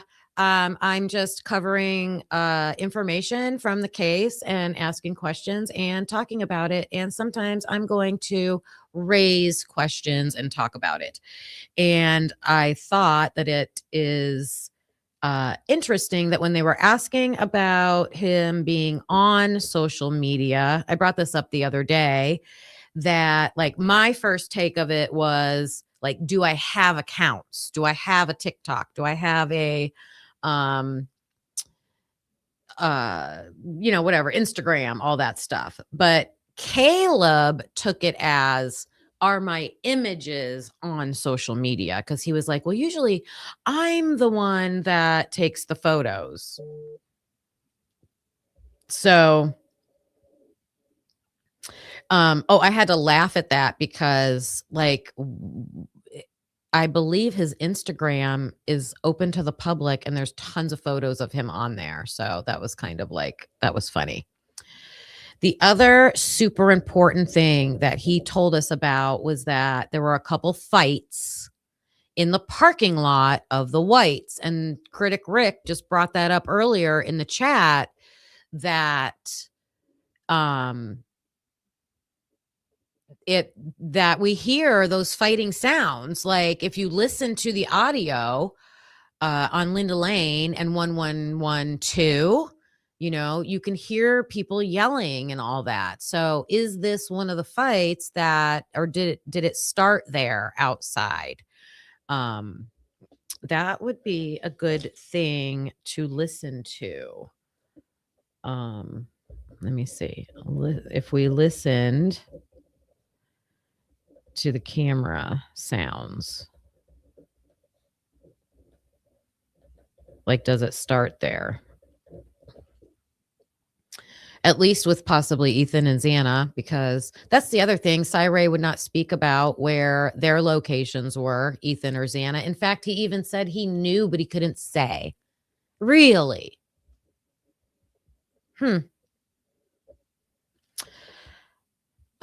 He said one of the fights that he was involved in was in early September. It was a fight with a stranger.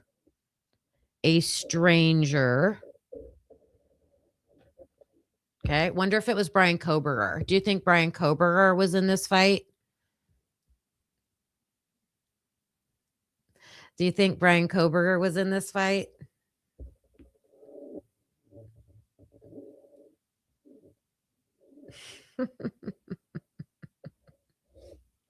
I'm being sarcastic right now, if you guys can't tell. I'm being sarcastic. Let's see. So there's a stranger. I would like to know more about a description. Hey, Lori. This stranger who got in the fight had buddies that showed up. Like they just showed up in a car. Are they just driving around in a car and then they join in? Or do they live nearby? I like that Caleb told on their fights too. Yes. No, Lori, a lot of people think that. Brian went to boxing for socialization. His dad spoke, no, it wasn't his dad. The guy who owned the boxing facility would do like classes. Like my kids went to taekwondo lessons, Brian would go, but it was more like to meet people and stuff like that. Yeah. So, okay, just something to keep in mind. And then the other thing he told us was that the slider was always unlocked. Always unlocked. And Dylan, in one of her interviews, she said she was the one responsible for locking the sliding glass door, right? Isn't that what she said? She was, because she's right there. Her room's closest, so that makes sense. Like I would be the one responsible for locking it, but it's also interesting that we have quite a few people that are like, it's an easy access house. It's usually unlocked. Not putting blame there. It's just that's the way the house was. Okay. For once, not putting blame there. So let's look at this is a new fraternity. I mean, we've heard about it, but we haven't really looked into it. And this is Phi Delta Theta. So we're going to look at our maps real quick. Because I've been wanting to show you guys where this whole area for a while. I love doing this.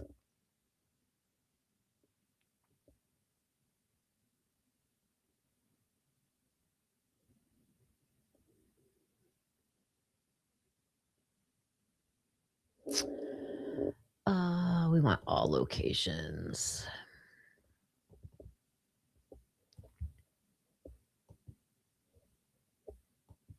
I know I'm not sharing. I'm pulling it up. Man, can you guys hear my stomach?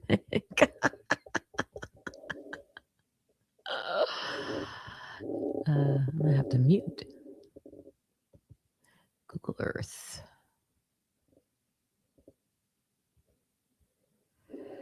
Okay, so we want to go to, oh wait, let me see. So I'm going to show you where Phi Delta Theta is. Let me make sure it's on the screen. It is. Good.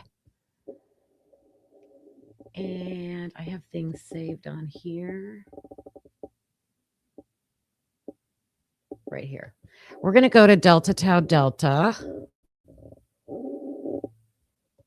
Right? Where's it at?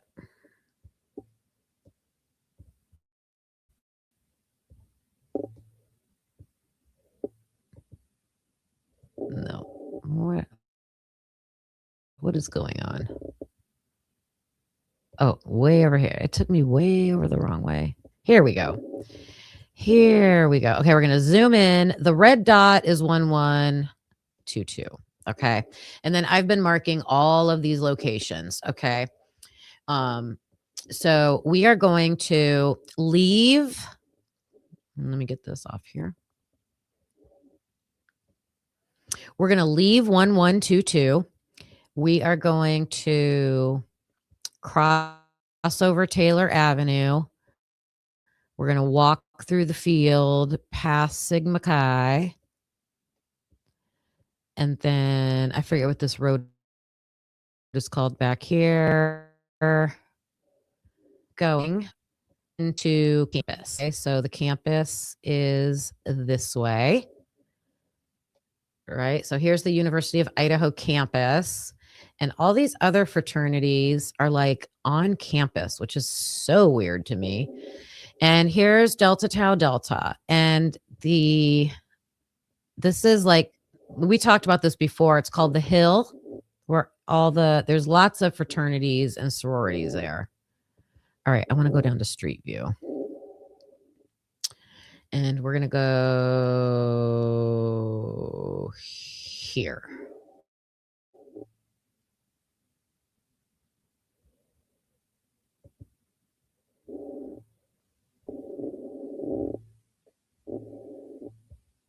Reading your comments.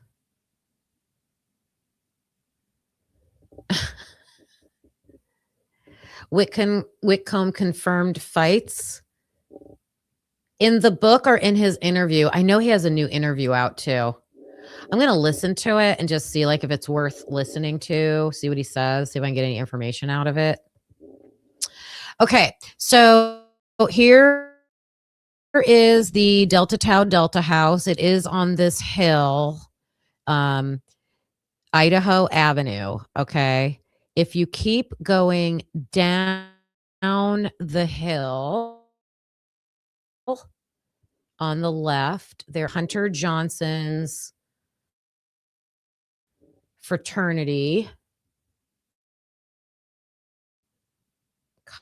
Coming up right here, if I'm correct. Yeah.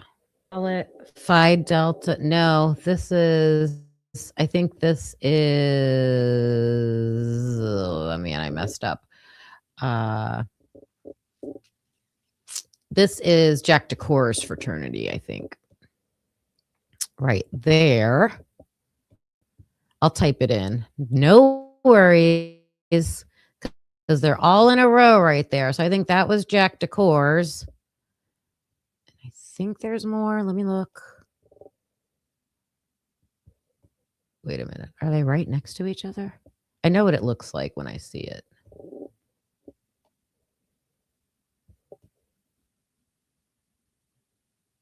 That's Phi Kappa Theta?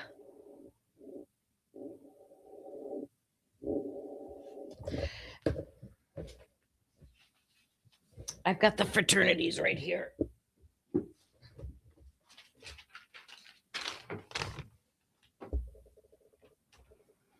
Beta Theta Phi. Oh, maybe this is it. Phi Delta Theta. I need to see. Here, I'll show you guys.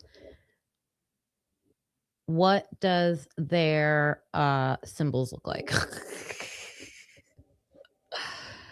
U of I, Phi Delta Theta. I don't want fights. I just want Phi Delta Theta. There we go. I'll show you what I'm doing. I put U of Idaho. Idaho.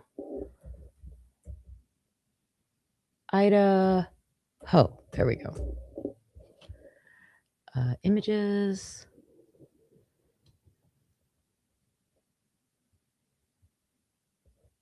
Give me their Greek letters. There it is. Okay, we're looking for this. A triangle. Oh, wait, is this right? Phi Delta Theta. Yep. Okay, now I know what I'm looking for. That's what we're looking for.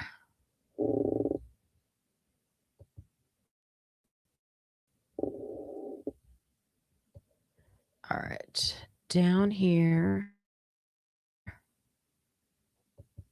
There's so many side streets. I was like going up and down all these streets. I found all these kinds of all the sororities. This might be it. You can also see these better from the other side if you go all the way around the block. We're going to go down this road.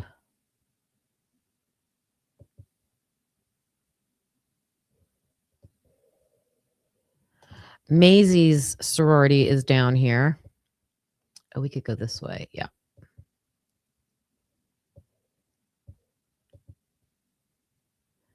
Okay, what is this one? This is beta theta pi? Who's beta theta pi? Oh, this might be Jack Decor's. Yep, beta theta pi. This is Jack Decor's fraternity right here, you guys. Jack Decor's fraternity right here. It's a big house. That is a big house. Juror 13, you say maybe Caleb was in his own way telling the goob interviewer that Ethan had been jumped that night. Yeah. Yes. Yeah. You know, I heard somebody say that even to give Bethany and Dylan like some benefit of doubt that they might have also been doing the same kind of thing. Like, why else would you say firework? Why else would you say cylinder in a triangle? Like, there could be some things in their interviews that they're saying that like I really can't tell you because I'm scared for my life, but I'm trying to tell you. Sorry to bring Bethany and Dylan into that juror 13, but I get it. I get what you're saying. And Caleb's doing the same. Could be possibly doing the same. Yes. Thank you for that. Phi K Theta. The K's got to stand for something, though.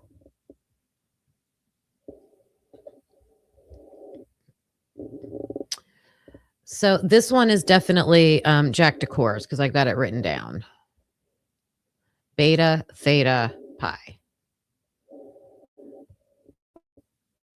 So think about it. Where Jack Decor lives, that's an outhouse. So everybody that lives in his house is a member of this fraternity right here. And so like their sobro that took them to the club and picked them up and did all the driving is probably a freshman that lives in this house right here. Okay. So they're going from, you know, hanging out at this house all the time. And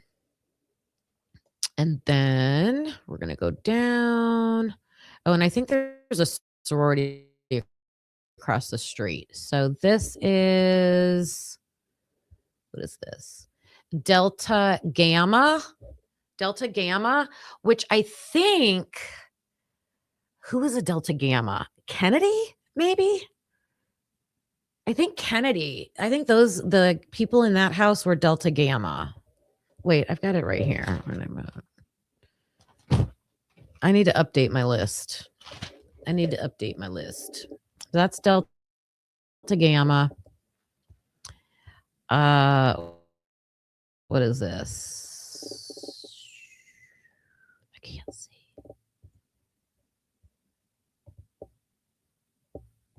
Keep going down.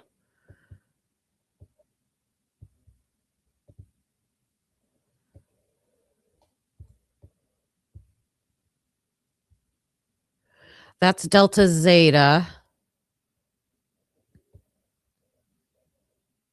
I missed one. What is this one?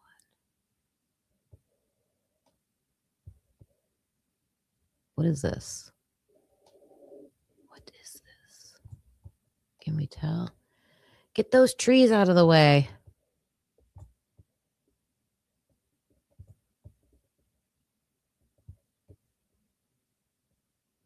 All right, that's still Jack Decor's. Okay.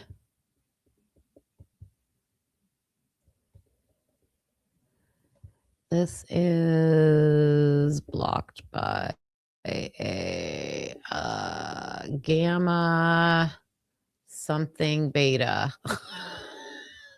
They just strategically placed those trees, you guys.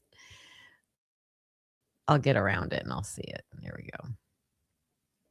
Maybe. Can we see it now? Gamma Phi something. I don't know. I haven't heard anybody in that one though.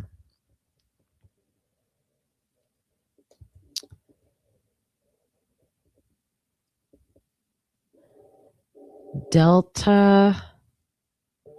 I don't have another one called Delta.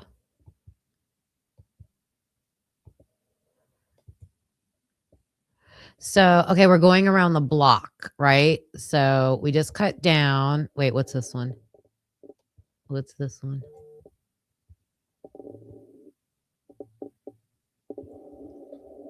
Alpha Theta.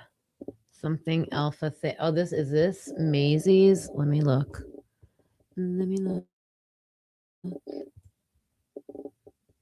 I could type in the address, but we're just exploring, you guys. We're taking a walk through the fraternities of Kappa Alpha Theta. This is Maisie's. This is huge. We need to mark this. I think I do have it marked on the map. This would be where Ethan went to pick up Maisie. Right? Wasn't it Kappa Alpha Theta, I believe, is her sorority. Bye, Jen. Have a great day.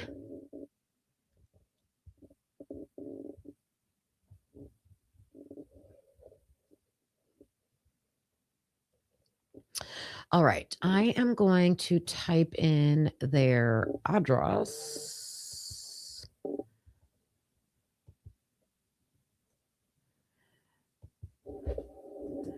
Address.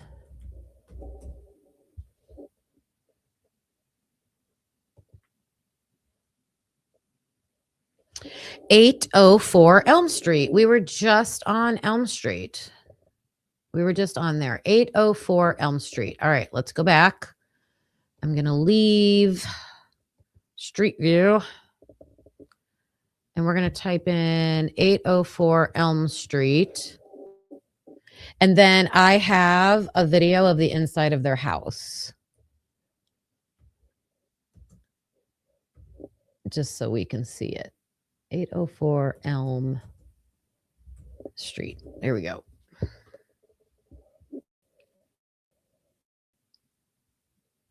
Right here.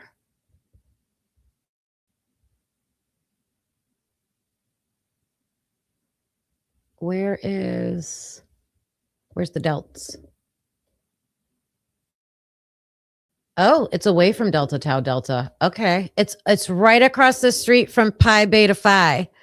So all the girls in the house, Dylan, Bethany, Maddie, Xana, Emily, Josie, all the Pi Beta Phis live across the street from Hunter Johnson's fraternity.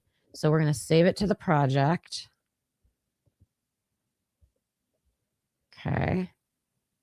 We're going to go down. We're going to go right here.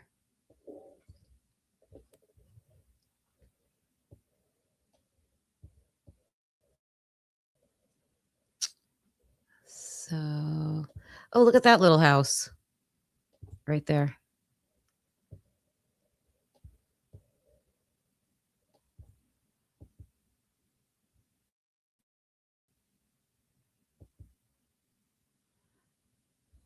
Okay, here we go. Can we see it yet? No, what does it say? Phi Delta Theta right there. You know it's a fraternity when there's a couch outside. This looks like an old hotel or something. Look, they've got like these sliding glass doors on 3 floors. That's kind of cool. Okay, and then across the street, we've got, oh, you can't see. I need to get a different angle, but this should be Phi Beta Pi. Now, this is where, let's see, Lakeland. Lakeland said she walked all the way over here, you guys. Lakeland said she walked all the way over here. Let's look at the aerial view. I don't believe she would walk this far. I don't believe So pi beta phi. Let's mark this. We're going to do something. We're going to do pi beta phi right here. And then we're going to go to, where's my red dot? All the way. Wait a minute. How far this is. We're going to, wait a minute. What are you doing?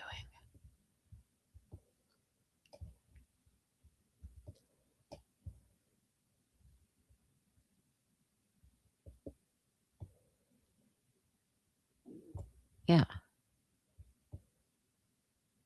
Pi beta phi to, why isn't it not showing me 1122?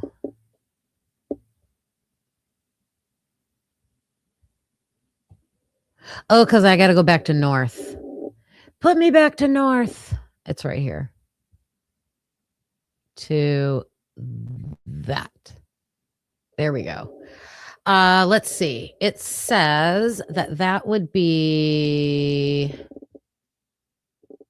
miles. 0.44 miles. A half a mile. I guess maybe it looks further away than it really is. I don't know. At night, though, if I'd be doing all that. Lindsay sees. Hello, hello, hello. All right, let's look inside this fraternity.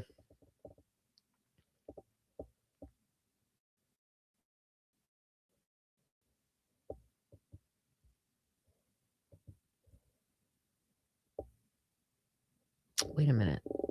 What do I got? Pi delta theta. Oh my God, I did the wrong one. Let's do this. Pi delta theta Moscow.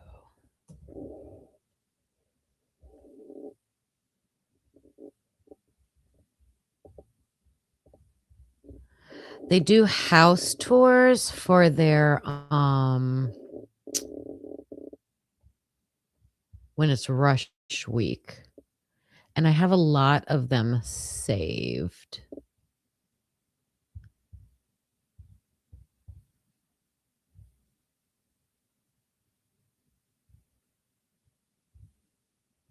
I put Moscow, Idaho, Moscow, Idaho.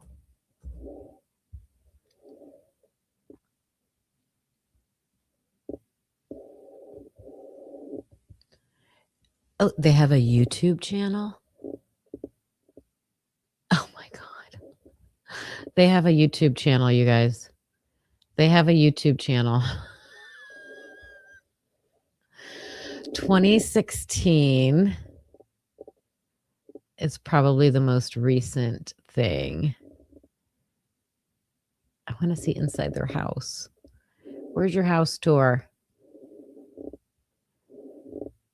Oh, I saved the wrong one. All right, let's watch this.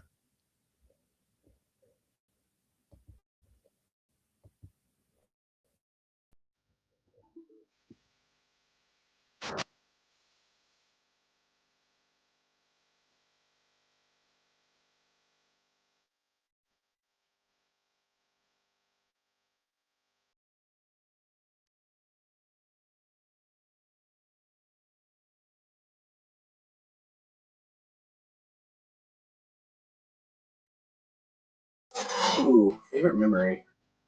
I probably say getting my bid card. Definitely getting my bid card is my favorite memory. Just meant that this group of people that I've never met before kind of like take me in, as like one of their own. And I think that's just something like special. It's kind of like a football team, like we all like you and stuff like that. So they respect you. Oh, I did have the It's right like a new house. experience. All right, It's never mind. it's a grant for you to like go somewhere and do something new, experience something great.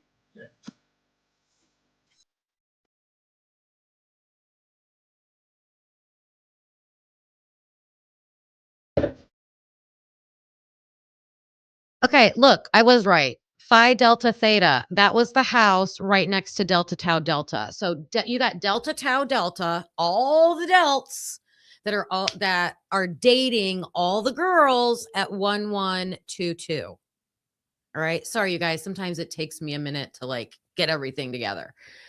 And now they're right next door to Phi Delta Theta, who has been in fights. We've got delts who like to fight. They're at the house. Hunter Johnson's at the house all the time. Caleb Jacobson is at the house all the time. The 1122 house. Is there, let's make some connections here with this. Okay. So I do have their house tour. So I want to see inside their house. We looked inside the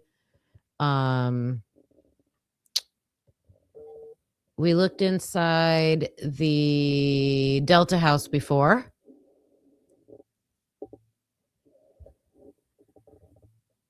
Oh, I had it all pulled up.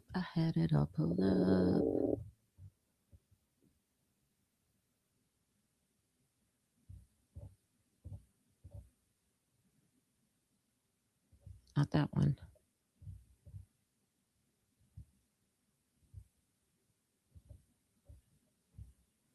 Oh, I had it all saved. And then I'm like, that's not the right one.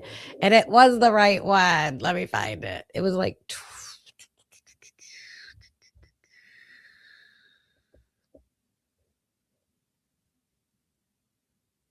that's not the house. I just think it's so interesting to see these houses.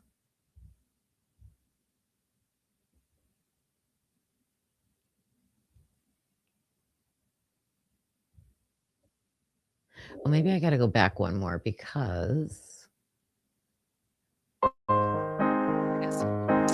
we couldn't it.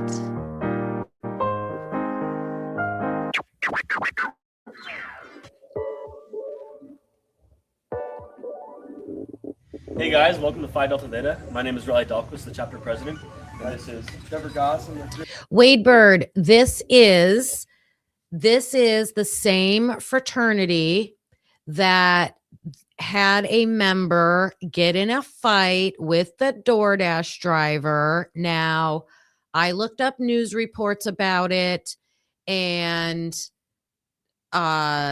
I don't know if this is a two-sided story. He said, she said, he said, or whatever.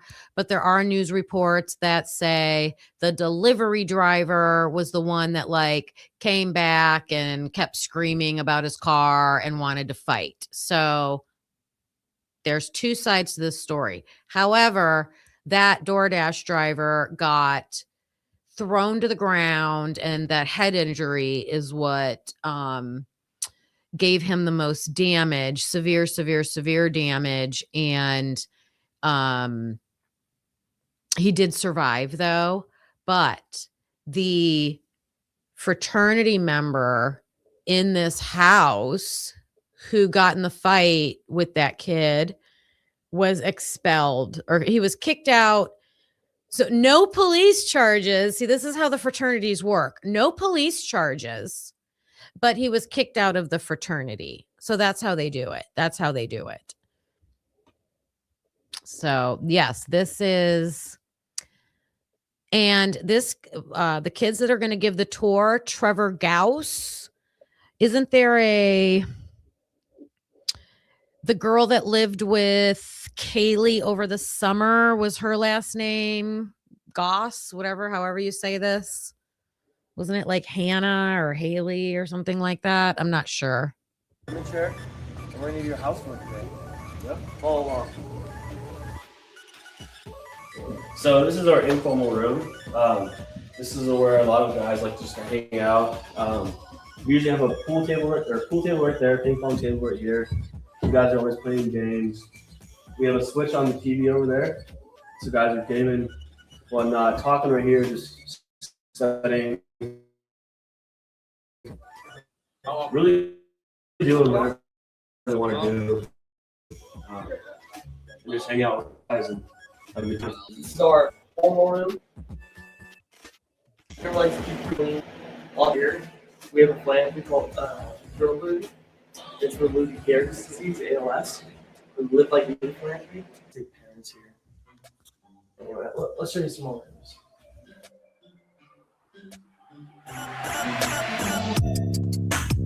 So this is what our average first floor room looks like. This is a 3-man room with one guy sleeping inside. And as you can see, they're pretty customizable. Whether you got the bed on the hinge right there, and you can open up the space. It's great just to hang out and just talk and hang with your friends. So this is the average first floor room.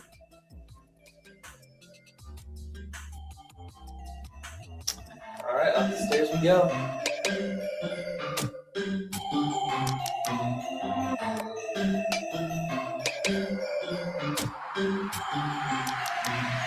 Konnichiwa. Genki desu ka?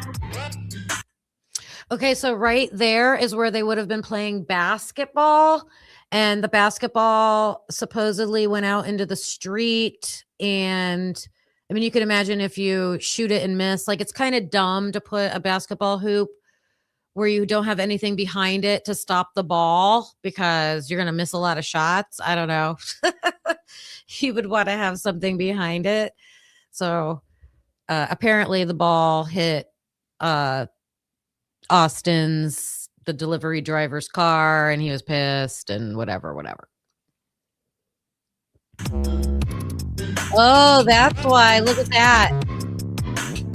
They're shooting off the balcony, you guys. Look at that. No wonder. How much force do you think they're putting on that shot? Genki desu ka? What? Yeah, throwing that ball. Yeah, I'm surprised it didn't like break his windshield. It's like a rock flying down. I mean, it is rubber and it does bounce, so I don't know. I don't know what the science would be behind that, but I never knew that. Have you guys ever seen that before? The things we stumble upon.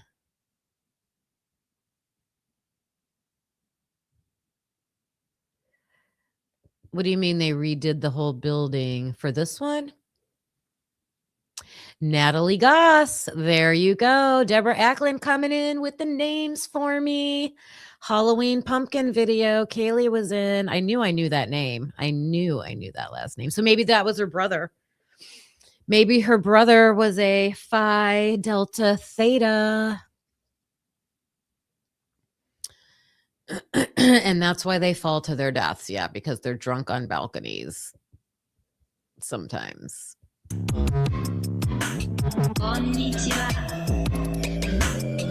This is another one of our 3-man rooms on the second floor. As you can see behind you, we have a customizable bed again. And this just really opens the room to make it more livable and enjoyable for Where are 3 people sleeping? That's one. day use. Must be in the back. So now we'll head into the president's room. And this is where I'm staying currently. So like all the other rooms, space for 2 desks right here and another desk right here. Closets again, like the average room. And then the president has his own suite, so it's very customizable. Again, you have the bunk in here to, so you don't have to sleep on the porch. And then kind of your own vibe in here, really. You got a TV, couch. Look at that sign behind him. Watch for the rock.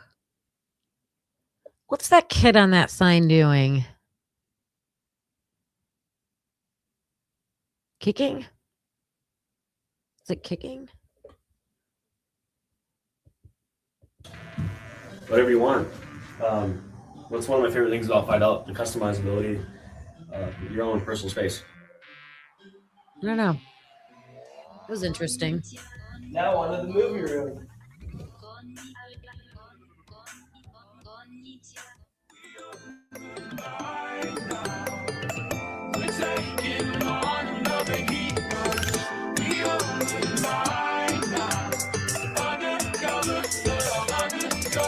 All right, so this is our living room. Every year, I should mute the sound. Probably gonna have to delete it. That's our freshman classmates with a house brew project. So So when I was a freshman, we did this. We renovated this room, put in the projector. Yeah. Always great to watch like Super Bowl in here. Every fraternity's playoffs, got a I big guess, room this like this. World Series and just really big events like that. So as well as like football. Sure. To the porch we go.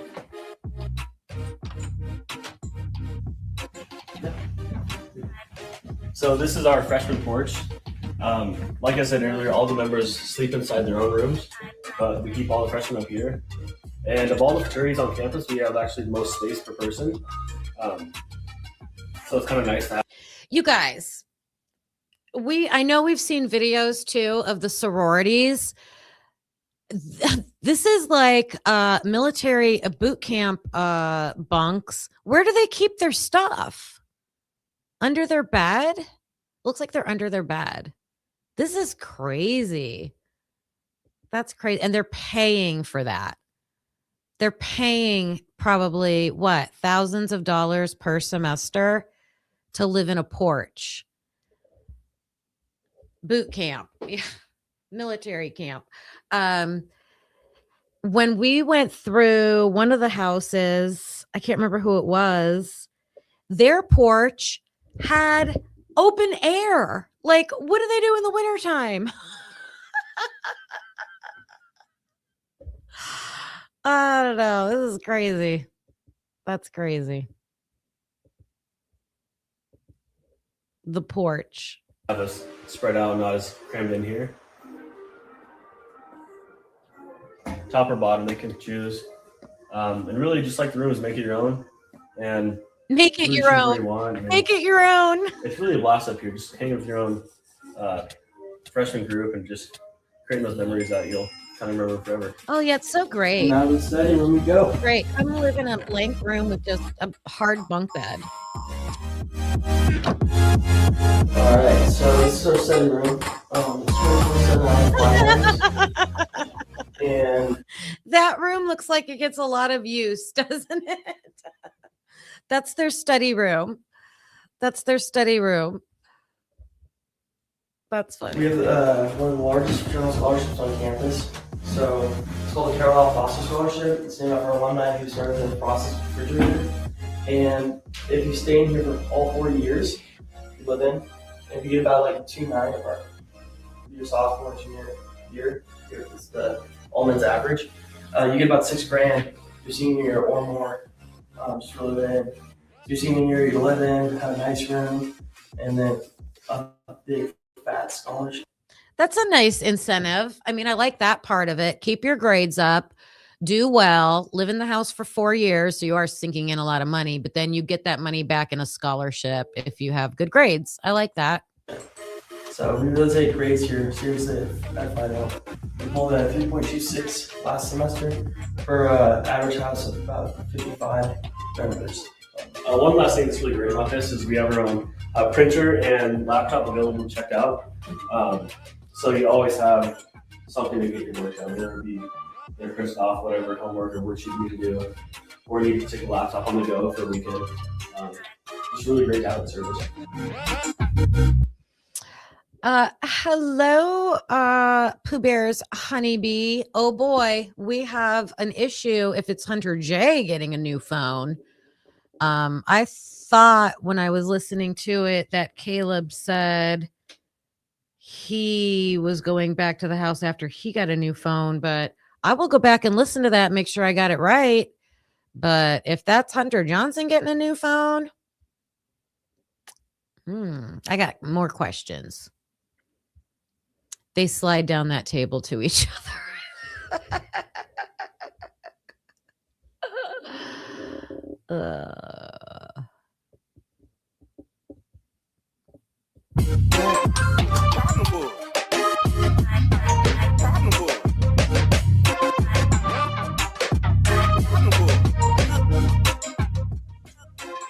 This is our basement. This is where we like to have dinners. Oh my God, that's huge. Cell dinners, so we all eat together. It's really great bonding. I also have like a full room here. Set up the speakers over there. Just jam out and have fun. Our chef is a really great chef. He was on a restaurant down in Las Vegas, but now he's retired, cooking for us. And he cooks dinner, lunch and dinner, Monday through Friday, and it's really great. And also, Lunch and dinner cooked by a chef Monday through Friday. Must be nice. Must be nice. Yes, it was Hunter Chapin that we don't know what happened to his phone. Not sure.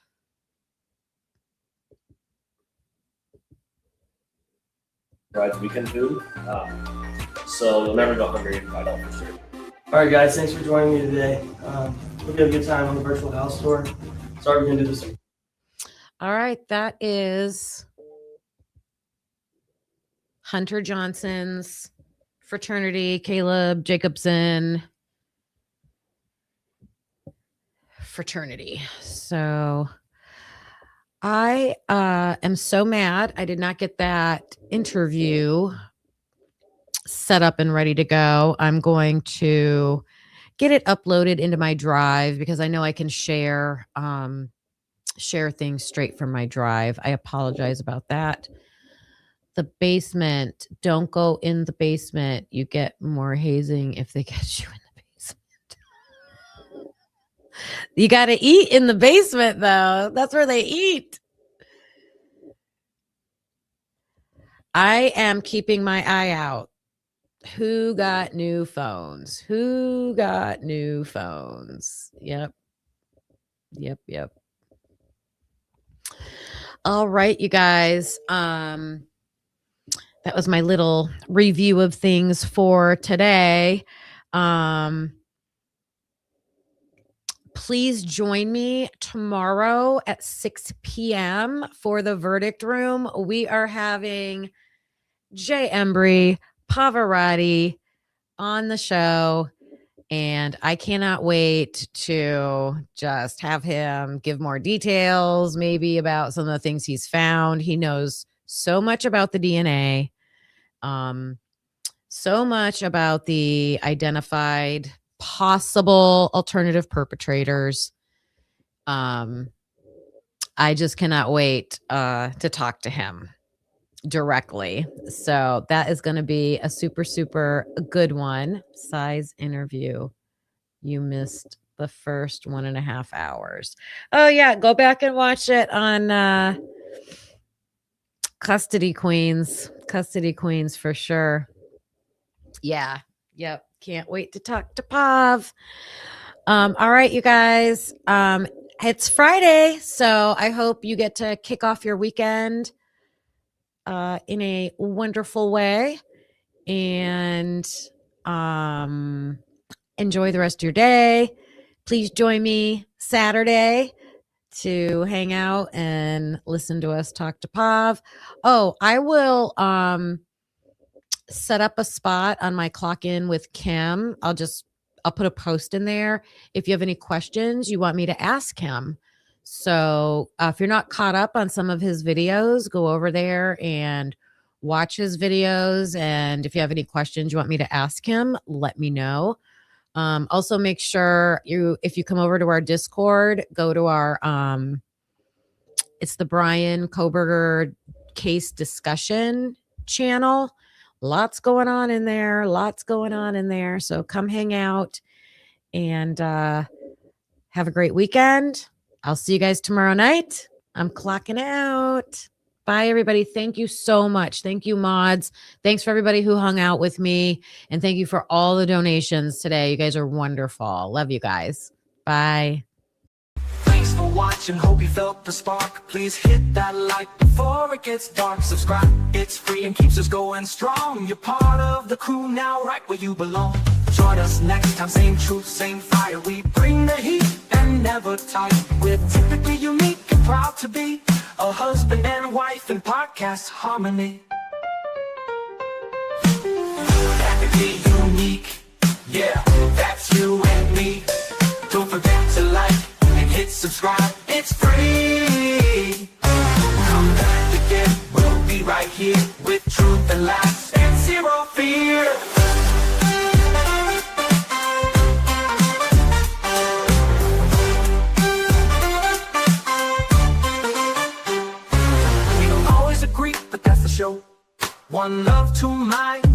it flow. We dig deep with crack jokes, we call it like we see. If that's your vibe, you belong here with me. We don't always agree, but that's the show. One love, two minds, letting it flow. We dig deep with crack jokes, we call it like we see. If that's your vibe, you belong here with me. We don't always agree, but you felt the spark. Please hit that like before it gets dark. We dig deep with crack jokes, we call it like we see. If that's your vibe, you belong here with me. Thanks for watching, hope you felt the spark. Please hit that like before it gets dark. Please hit that like before it gets dark. It's free, it keeps us going strong. You're part of the crew, now right where you belong. Join us next time, same truth, same fire. We bring the heat and never tire. We're typically unique and proud to be a husband and wife and proud to be a husband and wife in podcast harmony. Yeah, that's you and me, that's you and me. Don't forget to like, hit subscribe, it's free. Come back again, we'll be right here with truth and laughs and zero fear.